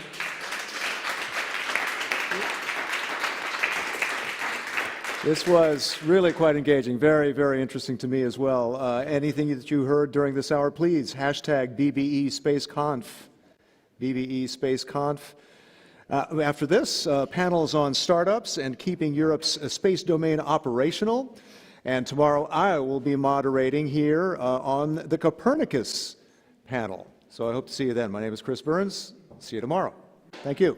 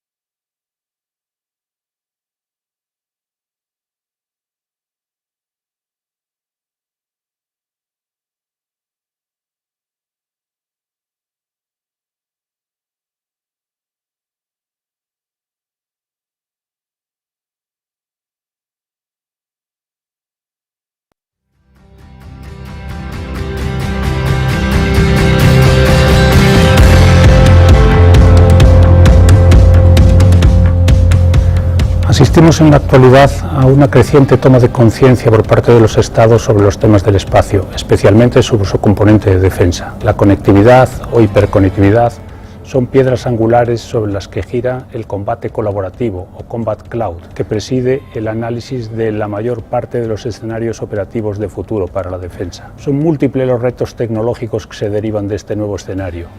La gestión de megaconstelaciones en ambientes altamente congestionados, así como su protección. En segundo término, podemos hablar de las comunicaciones. Su disponibilidad, su baja latencia y su seguridad representan otro de los ejes fundamentales para que el Combat Cloud llegue a ser una realidad. En tercer término están sus aplicaciones para inteligencia, la capacidad de los nuevos sensores, la disponibilidad del dato y su fiabilidad y tasa de revisita representa otro de los ejes de desarrollo tecnológico de rabiosa actualidad. Y por último, pero no menos importante, la capacidad de evolucionar y poner en servicio nuevas megaconstelaciones de una manera sostenible representan fuertes retos para la componente de lanzamiento y puesta en órbita.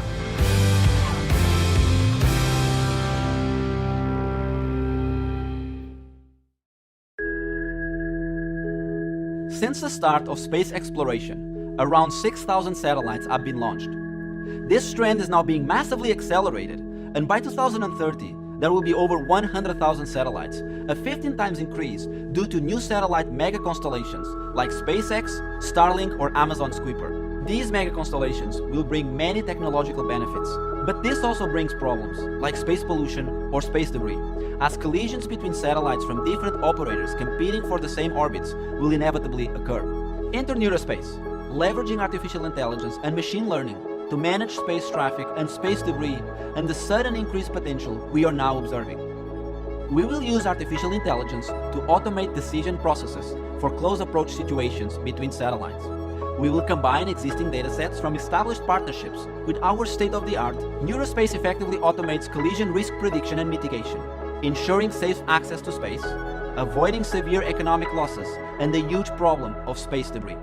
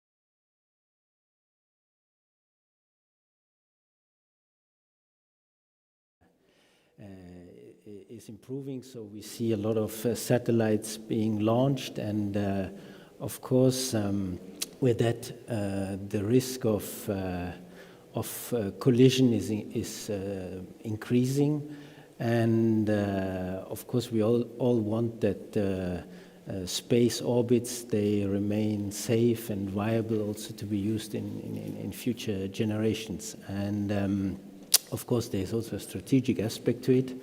And so we will explain all that. We will also try to give our own definition of what we mean by space traffic management, because there are many definitions out there. But at least for this EU approach, we want to make clear what we are talking about when we talk about space traffic management. And there is some money in the EU budget available for projects dealing with this. There is some money available, which I come to in a second, because then what we will set out is basically a range of actions that in our view should be undertaken in order to ensure that also in the future we have safe space operations being possible. And basically we will set out, let's say, 3 avenues or pillars, whatever you want to call it. And the first one is about capabilities. We think we need to improve our capabilities to be able to detect and see space debris, because you need to be able to see what is happening in space to do space traffic management. The second avenue is about rules and standards. There are guidelines, there are standards, there are some national legislation, but we think that more can be done also to incentivize the use of these standards that in any case exist, but as you know, standards by its nature, they are voluntary. So we will dwell on that. And then we have also a whole section on outreach and international relations. And in this respect, I think it's also important to say that this will be a joint communication between the Commission and the High Representative, because also of the international aspect that is involved, and there we will also indicate some avenues. So this is, in a nutshell, what it will be about. Okay, so that was a nice preview for what we can expect on February the 9th, right, at this point? This is, at this point, the planning. The plan for now, okay, so just a few weeks away. Rolf, when we look at the European Space Agency, what is ESA doing to tackle this problem head-on? Well, we are flying satellites in space since more than 50 years, in particular at the European Space Operations Center, where I am the head of. And also the ESA Convention gives us a mandate to increase the competitiveness of the European space sector. And I'm very much worried about this, as the situation is deteriorating a bit more every day, and as the gap to others is widening every day. So I believe it's high time for action. I believe competitiveness of the European space sector is on the line, and also freedom of action for Europe in space. So we are flying satellites. We are very much concerned about the orbital environment that is rapidly changing. So numbers are floating around all days. So what I can contribute within the next 5 years, the population of satellites in space will triple. And we are flying on the blind. We are very grateful that we get collision warnings from our US partners, but it would be a lot nicer if we would not have to rely on others. And what I believe, what is at the core, what is the core problem is that we in Europe are a bit fragmented. And what I would call for is that we unite in Europe and accelerate. And so, for example, we in ESA are asked to build space debris tracking radars for various member states. Other member states that have the financial means are building tracking radars of their own, to a large extent duplicating each other. And there must be more efficient ways of using taxpayers' money, namely in building an all-European, joint, united infrastructure that can measure up to others and that allows Europe to have independent intelligence. I'm also worried that we may become subject to de facto regulation that is made elsewhere, and which really endangers the European space sector. And just to add, of course, there's an ESA ministerial summit at the end of this year where countries will again be asked to pay money to fund various projects. Do you expect this topic to be high on the agenda? I must say this is not only an ESA matter. So ESA is there to help. We have experience. We have a world-renowned space debris office. We are operating satellites in space. We have ground stations all around the globe, so we have experience in this field. But this primarily is a matter of sovereignty of member states. So member states of the EU, of ESA, are acting on their own. They are organized in an EU SST consortium, and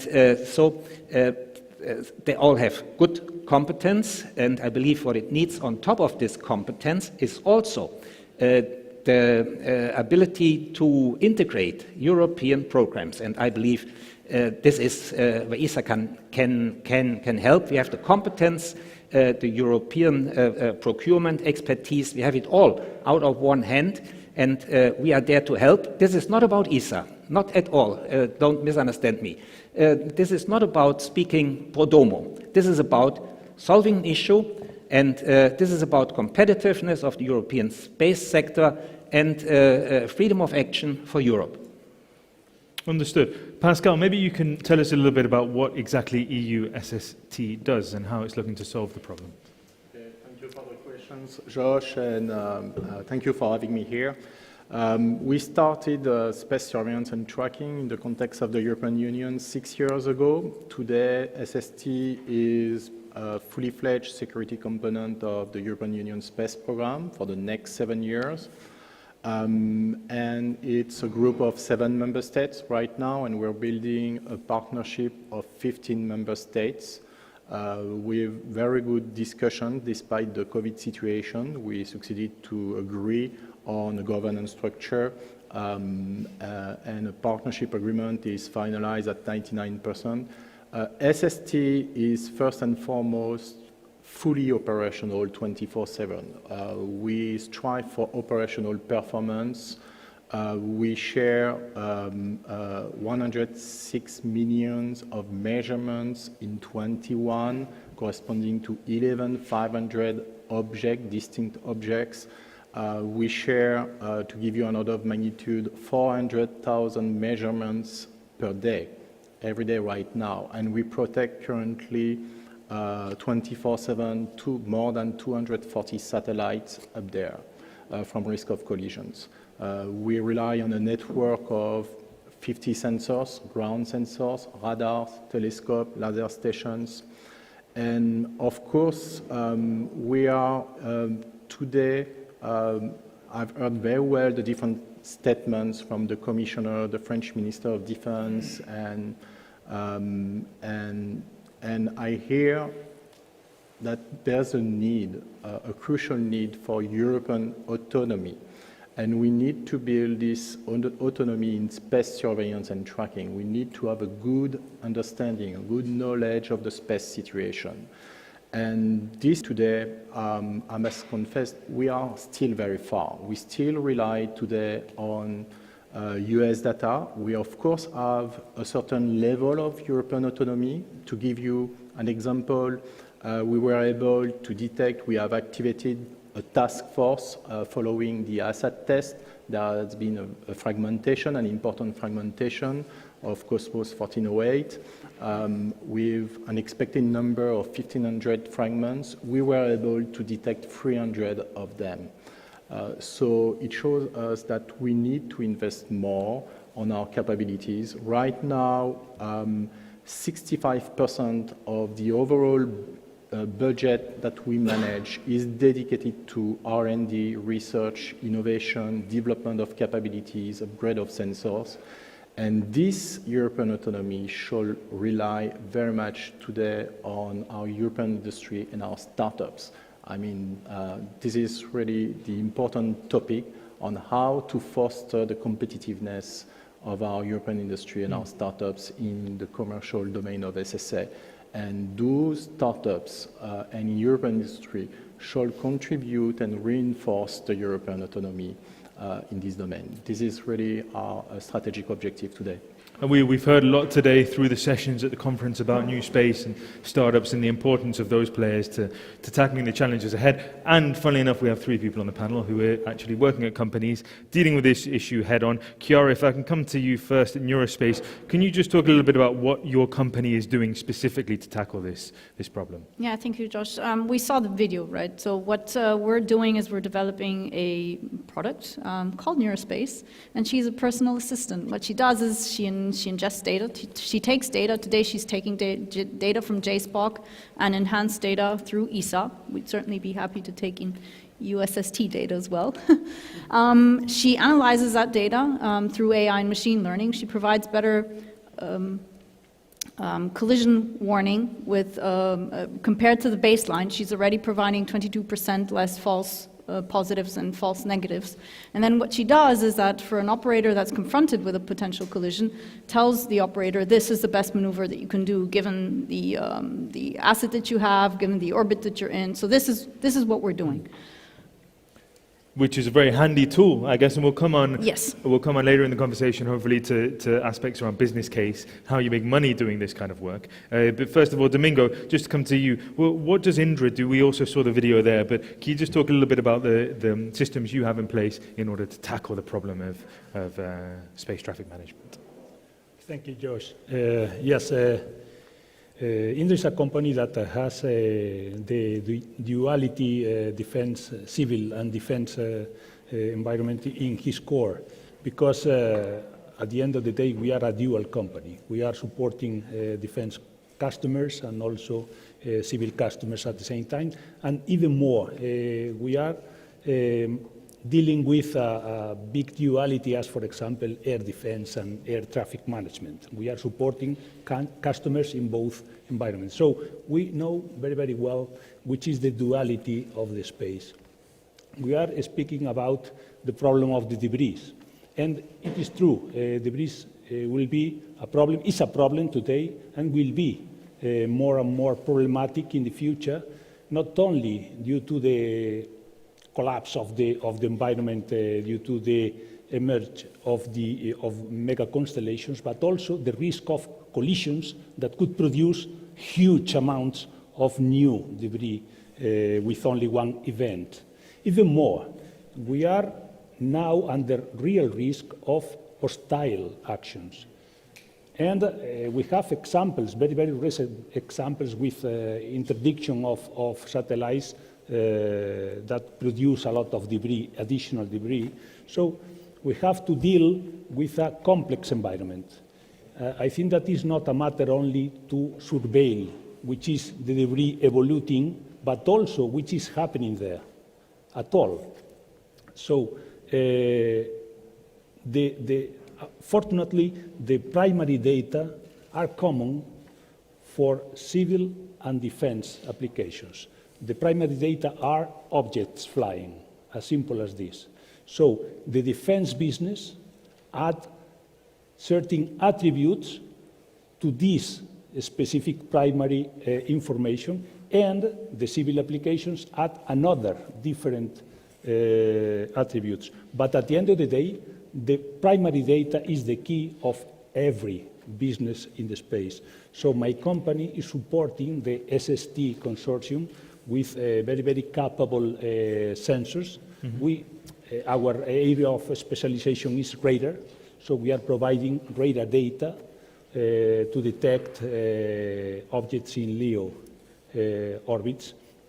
And we are very proud of the results. This radar was developed with Spanish funds, managed through the ESA, through a third-party agreement.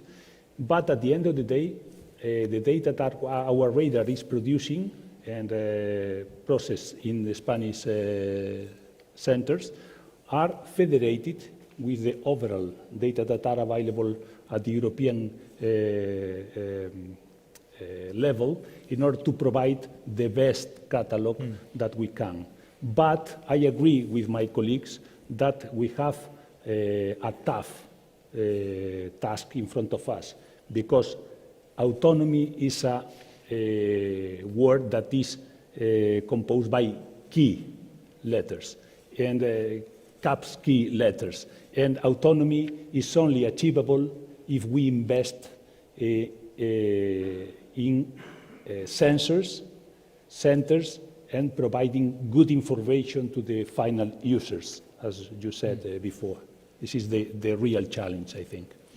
Julian, last but certainly not least, SpaceAble, you founded this company. What exactly does it do, and how is it trying to sort out the issue of space traffic management? Thank you so much, and thank you so much for having me today. We're a European company, basically, and incorporated in France. We provide the market with SSR from the ground and in space, data for low Earth orbit actors, and specifically low Earth orbit constellations. So, practically speaking, this is a commercial software solution which uses its own data and market data with a high-power algorithm, because it's pretty hard to calculate relative space, speed in space with data from the ground and in space. Maybe the keywords are client focus, and we specifically work with insurance companies and operators. A multi-sided platform, because we have provided the platform with a model where, for instance, you with Noray Space should have an interest in working with us, and you too at USSD should have an interest in working with us. So it's a question of economic monetization. And it's about certification, because we think European autonomy should rely on certified data. And finally, that's a question of interface, because we think with the USSA and others, we are already not enough in Europe to work on this field, so we should unite and have interfaceable solutions. But maybe just 2 words on rules and standard, as you said, and competition, as you said. I think in this field we clearly need rules and standard, and specifically to optimize our knowledge of low Earth orbit. We need to know way more better than before where we are, what is the impact of the sun, that's why we focus on space weather, and where are debris and satellites. We need to increase that by an order of magnitude. And today we actually have a lot in Europe. We are very good in radar, which is very capex intensive. We are rather good in optics, but it relies on daylight and nights. It's not easy. We are good now in RF, passive ranging, which is a great thing, and even like some sort of radio frequency, passive localizations, where you don't even need to have an active satellite broadcasting, etc. We bring space weather at SpaceAble, space weather knowledge and in situ inspection. And all of that together should allow us to increase by an order of magnitude SSA. And that's a way for us to implement the rules and standards that we need to have in place. And in order to do that, we need to have entrepreneurs. What we bring to the market is really speed and the risk to build new services. So that's one thing. And then when it comes to competition, I heard this morning, and I was surprised by that Jean-Marc Nas, one of the colleagues in France at GIFAS, said 80% of the prime's revenues is public money, right? And Bruno Le Maire, our Minister for Economics, said Europe should massively increase public support for startups. So here we are talking about fair competition. In the US, they have tons of public money, and they have the stock market. We have none of that. So there is really a question of like increasing public money, and I was very glad to hear this morning we have the launch of the Cassini Fund, and we have the quadripartite agreement with ESA, with USPA, with the BEI, and with the commissions. It's very important. But in order to make that like a reality, we need to think about speed. What we need is very quickly have contracts, but I mean, not like 5 or 7 years. We as a startup, we're already 5 years in. It's like, it's a weekly thing. 4 months for us, it could be death or life. So it's like having solutions, we go faster to the market. SSI should be commercial now, not in 3 years. And we need, in terms of funding and contract, things which go much, much, much faster. So I think that's how we can solve that. Well, then I would ask you, Julian, if this is okay, to get your demands in now to Christoph, because he could go back to the office and tell his buddies to maybe tweak the document a little bit. What exactly should the European Commission be doing? So, okay, I sketched out a little bit what we have in mind.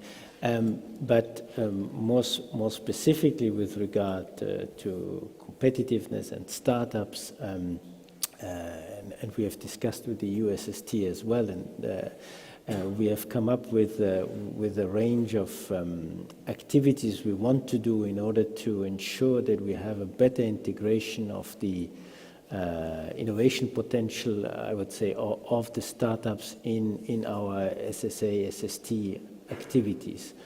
And this is something which we will also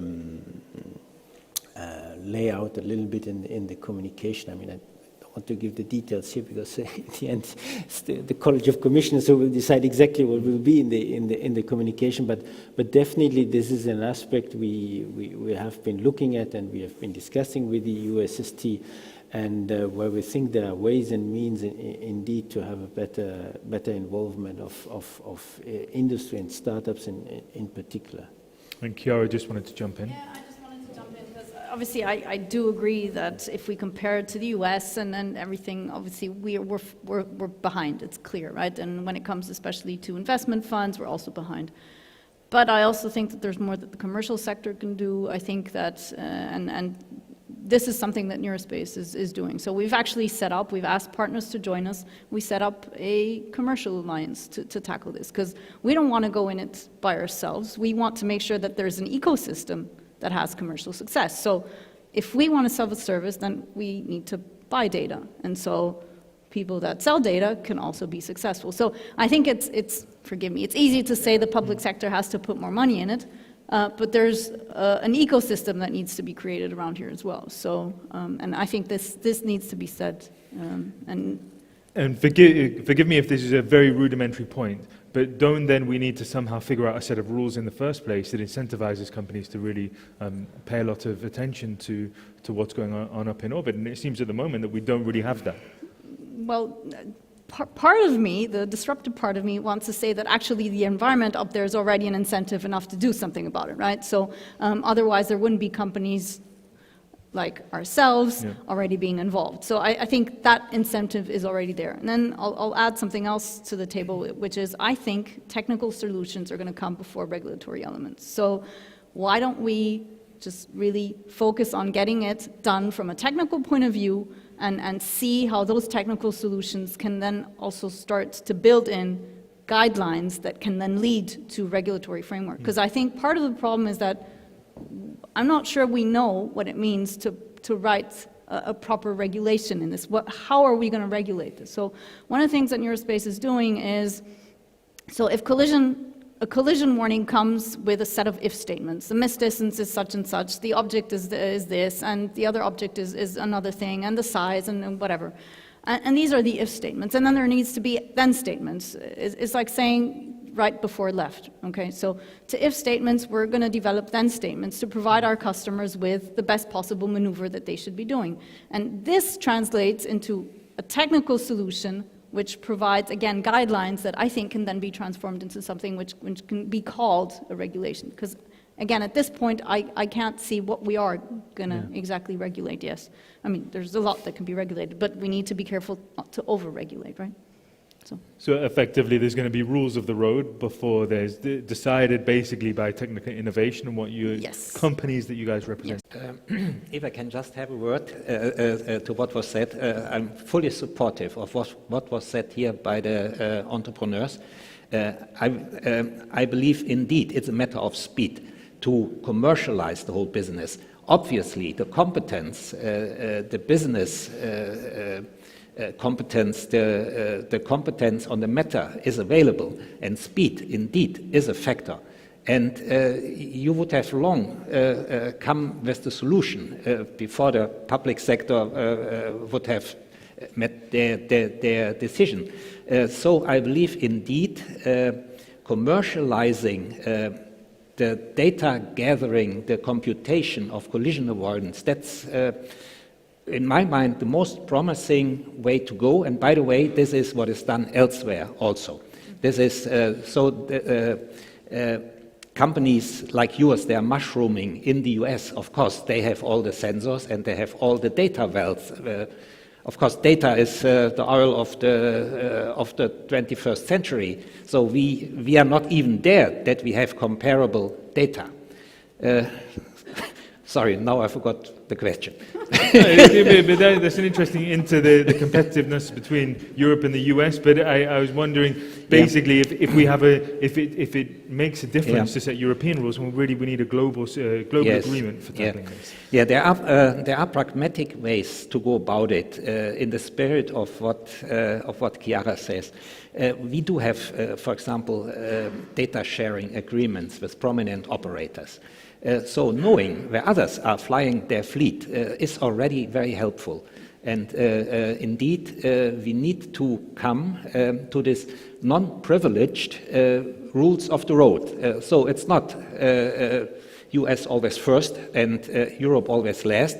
It's like rules of the road. Who comes from the right has the right of way. So this kind of stuff can be pragmatically elaborated, and my prediction is it will be pragmatically solved before we will ever see an international regulation. And Domingo, I just wanted to come back to you on the issue of defence synergies, because that's what you were talking about at the beginning. And I think this is a very interesting topic, because at least when you guys obviously work in this topic every single day, deep in it, and for me and other journalists that come to it when something big happens, the only time it really enters the mainstream news is when something happens like the recent Russian destruction of a satellite, a defunct satellite. I wonder how important is it that the public understands what kind of risk these situations pose in orbit? Because actually, I think there's broadly a lack of understanding globally about the scale of the problems that this poses. I think that both stakeholders, civil and defense stakeholders, are conscient about the problem. This is not the problem. The problem is that in a parallel way, you are speaking about the services and the primary data. The companies are ready to produce very, very good services in prevention of collisions, in support of assurance companies, in support of operators. I am completely convinced that you are able to produce a very, very good service today. So you are very much more advanced in capabilities than the primary data is capable to support you. In the same way, for sure, you are able to produce a data fusion much more capable than the available data is allowing you. So at the end of the day, the services world is infinite. In my view, is something similar to Copernicus, for example. Copernicus is an enabler of new business, a huge amount of new business in terms of services to be provided. But the initial infrastructure is something that the companies as yours cannot afford. But I wasn't disagreeing with you. Yeah? No. What I'm saying is that companies that provide the primary data, they should be economically and should have a business incentive to invest today so that we can buy it. Yeah, but in that case, the infrastructure diversity will be crazy. So my position, being agreed with you, my position is much better at European level to define the necessary infrastructure to provide autonomy, and having in mind not only the civil requirement but also the defense ones. So we have to progress, not we, Europe have to progress in producing the common requirements, including defense and civil requirements, in order to define the network of the primary sensors in order to support all the services, business of defense, services to prevent collisions, services to provide data, because company by company, it is absolutely impossible to get autonomy. Why? Because, one example, as soon as the Spanish radar entered in service, we detected a lot of objects that are not contained in the existing database. Why? Because the data policy. We are not autonomous. So the primary data are not confiable. We need autonomy in order to be sure that the data are good enough to provide the services. So you need standards, basically. Yeah. This is what you're asking for. Standards and sensors, primary data at the end of the day. But it's absolutely fine with me if you guys really disagree. Don't worry about having an argument about But it. we're not disagreeing, actually, because Yeah, no, I mean, if you it's look at such a shame. Copernicus, we do have Copernicus, Yeah. but we also have Planet, we also have ISAT, we have also have all sorts of other companies. So the one doesn't exclude the other. So we do agree. And as we're seeing with Sorry. Sentinel-1B now, sometimes the Copernicus system doesn't work so well, and then private operators can jump in and fill holes. But Pascal, you want to say something anyway, but I also wanted to ask you... I want to build on what has been said, and I fully agree that we need to consolidate an ecosystem in the domain of commercial SSA. That's the right moment. I think it has been said several times also today in this press conference. To be very concrete and pragmatic, we have already adopted inside the USST in consultation with European Commission, of course, a new strategy to foster innovation and European industry and startup competitiveness. And to give you recent news, we had, it was not a private meeting, it was a meeting open to the Eurospace, European industry and startups. This meeting took place in Brussels hosted by Commission last December, and we made a list of different proposals, concrete proposals. First proposal is to intensify, accelerate the acquisition of commercial data for operational purpose in the operational database and to improve quality of service provision. The second proposal is to consider relying on the European industry and our startups to deliver some new EUSST services in the domain of space traffic coordination and to ensure safe space operations. In the domain support of mitigation, remediation operations, or prevention of radio frequency interferences. So there are a number of new domains where we could rely on commercial operators through their national operational sensors. As a public investor, we also offer to invest and support research and development on innovative commercial sensors. Still owned by the European industry and startups.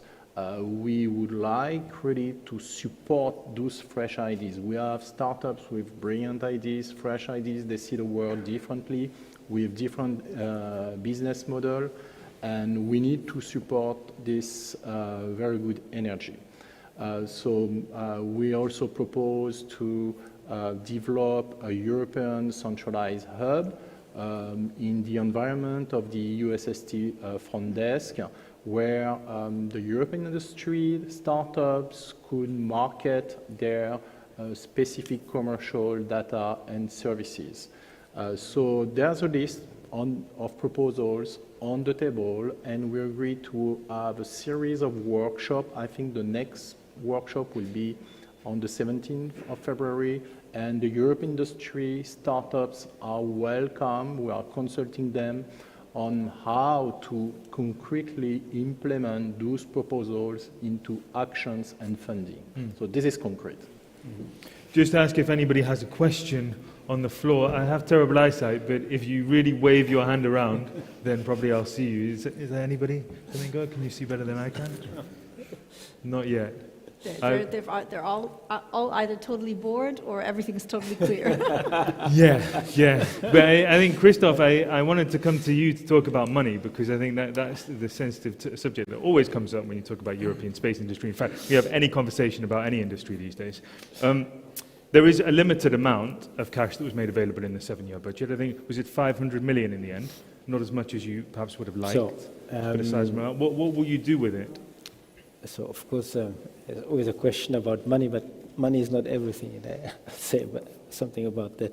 So, yes, so we have in the space program regulation, there's budget set aside for the different components, and there is also a budget line for SSA and GovSatcom, and in this budget line, indeed, there are nearly 500 million euros foreseen. Now, of course, it's logic, everybody says it's not enough, we need more money, of course. Now, we also know that within the current MFF, Multi-Annual Financial Framework, okay, this is what it is that is set out there. Having said that, it doesn't mean that we only would finance SSA only through the space regulation. We have also other pots which we need to intelligently marry with that, and we are doing that already today. So we are using also in the past Horizon 2020, in the future Horizon Europe money, for example, to foster innovation, research, development in the area of SSA, SST, and some of it is managed by the EU SST, for example. And then, as it was said, there are further pots in which one has to look intelligently. You talked about Cassini, and for my sins, I was responsible also for some time when Cassini started, and there is also the idea of this investment fund where we could also find money. So, it's not worth just looking at the space regulation. I think we have to look larger. And then there's the issue of money, but as I said, money is not everything. There's also the whole question, which several alluded to, of rules and regulation. And I know this is always a touchy issue, and I also know very well the limitations that are given to us by the treaty in terms of what we can do in the area of space. Nevertheless, I mean, having said that, it doesn't mean that nothing can be done in the area of rules, regulations, and standards. And here, I mean, I think the analogy that was done with rules of the road and so on is interesting in the sense that I agree that technology will always develop quicker than you can do rules and standards and regulations. Having said that, nevertheless, and cars is again a good example, by pursuing public policy objectives in terms of safety and security and environmental protection, you can also steer the market towards something. And cars is a good example. When the EU made obligatory airbags, catalytic converters, all this led to more environmentally friendly cars. And I think so for me, rules and regulations, they pursue a public policy objective, but at the same time, they also stimulate commercial markets in a certain direction. And I think this is something we need to look into in the context of STM. And Julie, you wanted to come in quickly. It's a follow-up on that, and I think when it comes to money, we should at least distinguish three things.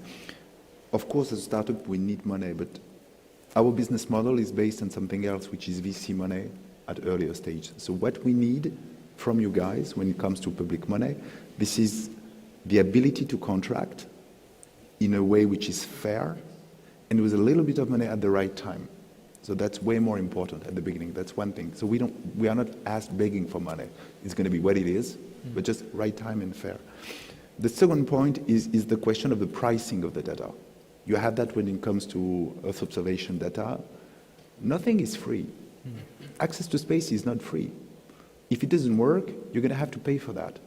So the price of the EU SST data should be very specifically fine-tuned to make it possible for innovative company to sell something at the right price. And that's something where we should work together. It's not black or white.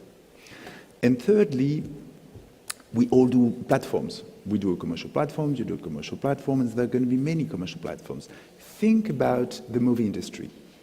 You can have Netflix, you can have Disney Plus, you can have Amazon Prime, you can have Apple TV. You're going to have many platforms, and it's not one fits for all approach. And we should, in Europe, all of us work and try and fail on having the right multi-sided platform approach, and to look for the right way to look at to find the market. So it's not one platform for everybody, once for all. It's again, let's try, and all of us we're going to find different solutions. And at the end of the day, maybe globally one of us will succeed.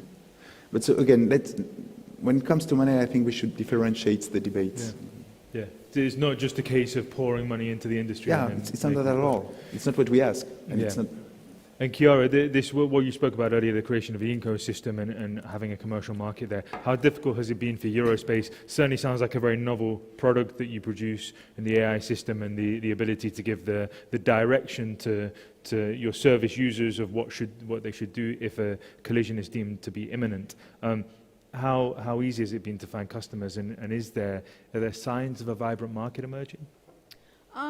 So I'd like to talk about customers, but I also want to talk about investors, because he did touch on something important. So going to customers, yes, of course, it's always hard for a startup to talk to customers, but we do have good access to customers. We're looking at different types of customers ourselves, talking to big operators, as well as to startups themselves, because they have different needs. And we're in a position now that we can sort of also tailor our product development to their needs. And we're looking at either integrating our product into their products, because there's also people that provide operations as a service, so we're looking to integrate our product into theirs, or selling it as a standalone service. So obviously it's not easy, but I can't say it's that hard either. So that's on the customer side, and I have to say I do love those interactions, and it's something that I'm appreciating now, also in the sort of the startup role that I have now, because it always brings you back to what is fundamentally needed, what is really needed out there. And just tying to investors, one of the questions, and the interaction with investors is also extremely fruitful, but one of the questions they ask us is, where is your recurrent revenue? And then this sort of brings me back, and I'll say the word anchor tenancy, okay? And this is one of the things that we definitely need, and that's why we're bugging ESA, and we will definitely start bugging the Commission as well, is how can we achieve that anchor tenancy? What is the service that you need that we can provide to you, so that you can become a trusted customer of ours, so that we can then march to venture capitalists and say, look, the public sector in Europe believes in us, so you can invest and you'll be billionaires, because that's what they want to hear. Yeah, good point. Anybody have a question in the audience? Nobody's arm is waving around, is it? Not yet. So we have to cut our conversation short, almost there, but I wanted to go around the room just once more and give our panelists a quick final word. Just to tell you that the Belgian Prime Minister, Alexander De Croo, will be giving a ending statement today in the main room straight after this session finishes. So we'd urge you, of course, to go there or tune in online if you're watching via laptop. But Rolf, just to come to you on the ESA situation, I want to ask all our panelists this, but I'm going to put you on the spot first. If you had a big ask for the year ahead, I mean, what do you expect ESA to be doing in this field, and when we come to the next EU Space Conference in January next year, what kind of differences in the market will we be talking about? What kind of innovations, what kind of changes? So we need to accelerate, and I think 500 million are a lot. Could be good seed money for the commercial sector to build up their infrastructure and to gather the data, just like the commercial colleagues have said, and to sell the data. So 500 million is a lot, but the value is in the data. And the private sector could act as anchor customer, indeed, and rather than do what industry can do better. Christoph? Also, just a final question. I've been bugging you a lot about this document that's going to come out on February the 9th, and you've given us a lot of information. You want to know how many pages it has? No. Yeah, actually, preferably, yeah. But also, we know obviously it's not going to be legislation. Is it going to be a roadmap, a master plan, a communique? And what does that mean for timeline moving onwards? Are you going to send it to the European Parliament for review? But what are the next steps after that document drops? Okay, so it is a communication. it's called joint communication because it's joint between the Commission and the High Representative. And communications, they are sent to the Parliament and the Council, and usually the Council does conclusions on it, and also the Parliament may issue an opinion on it.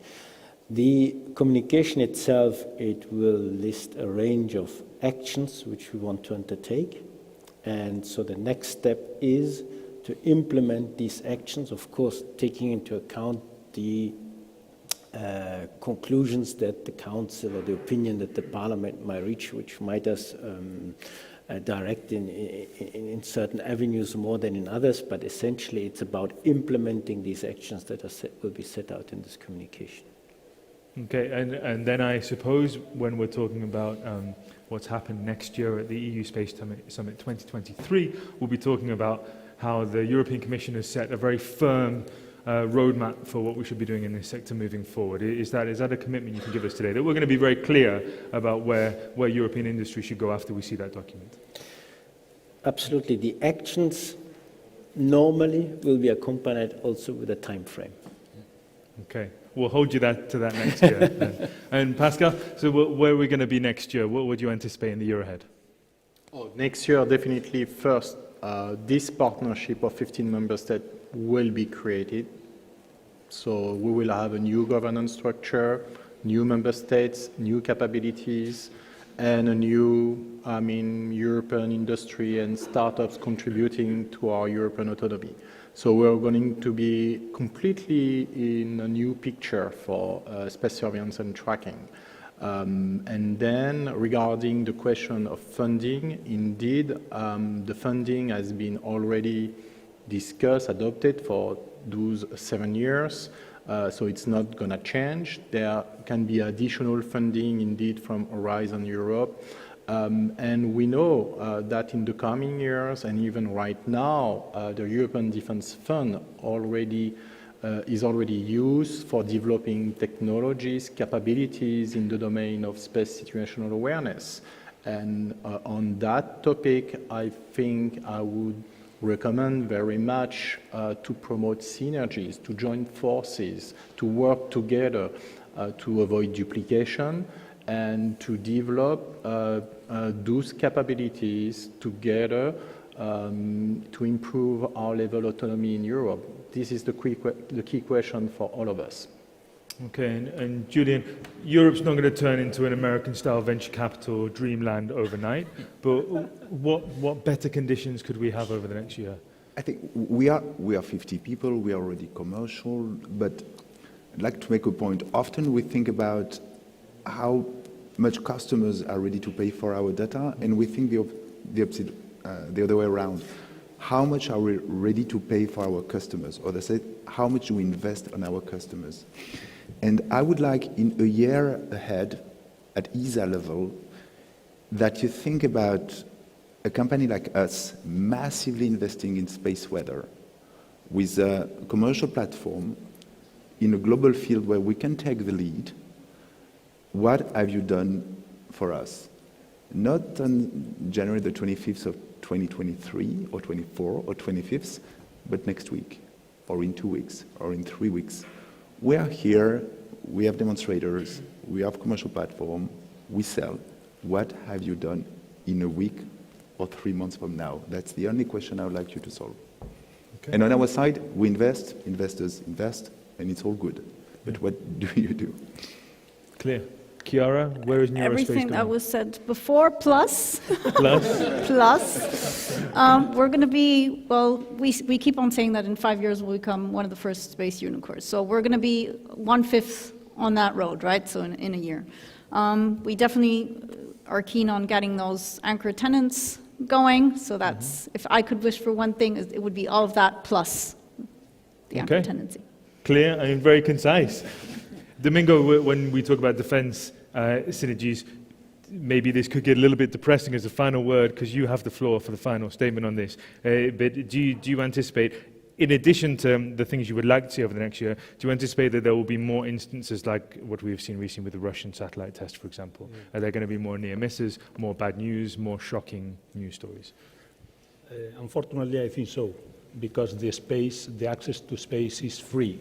at the end of the day, and no regulations are affecting everybody. So, in my opinion, the problem is something that should be solved only mitigating the proliferation of the debris, and it is something that is possible to be made through certain rules, making launchers sustainable, putting in common certain practices and whatever. But at the end of the day, we have to survive in a space that is not too much controlled. So, in my opinion, it's a matter of defense, because any action in the space affects to the citizens, and this is a matter of space, of defense. Sorry. So, my letter for Santa Claus for the next year is in the frame of strategic compass of High Representative Borrell is promoting a common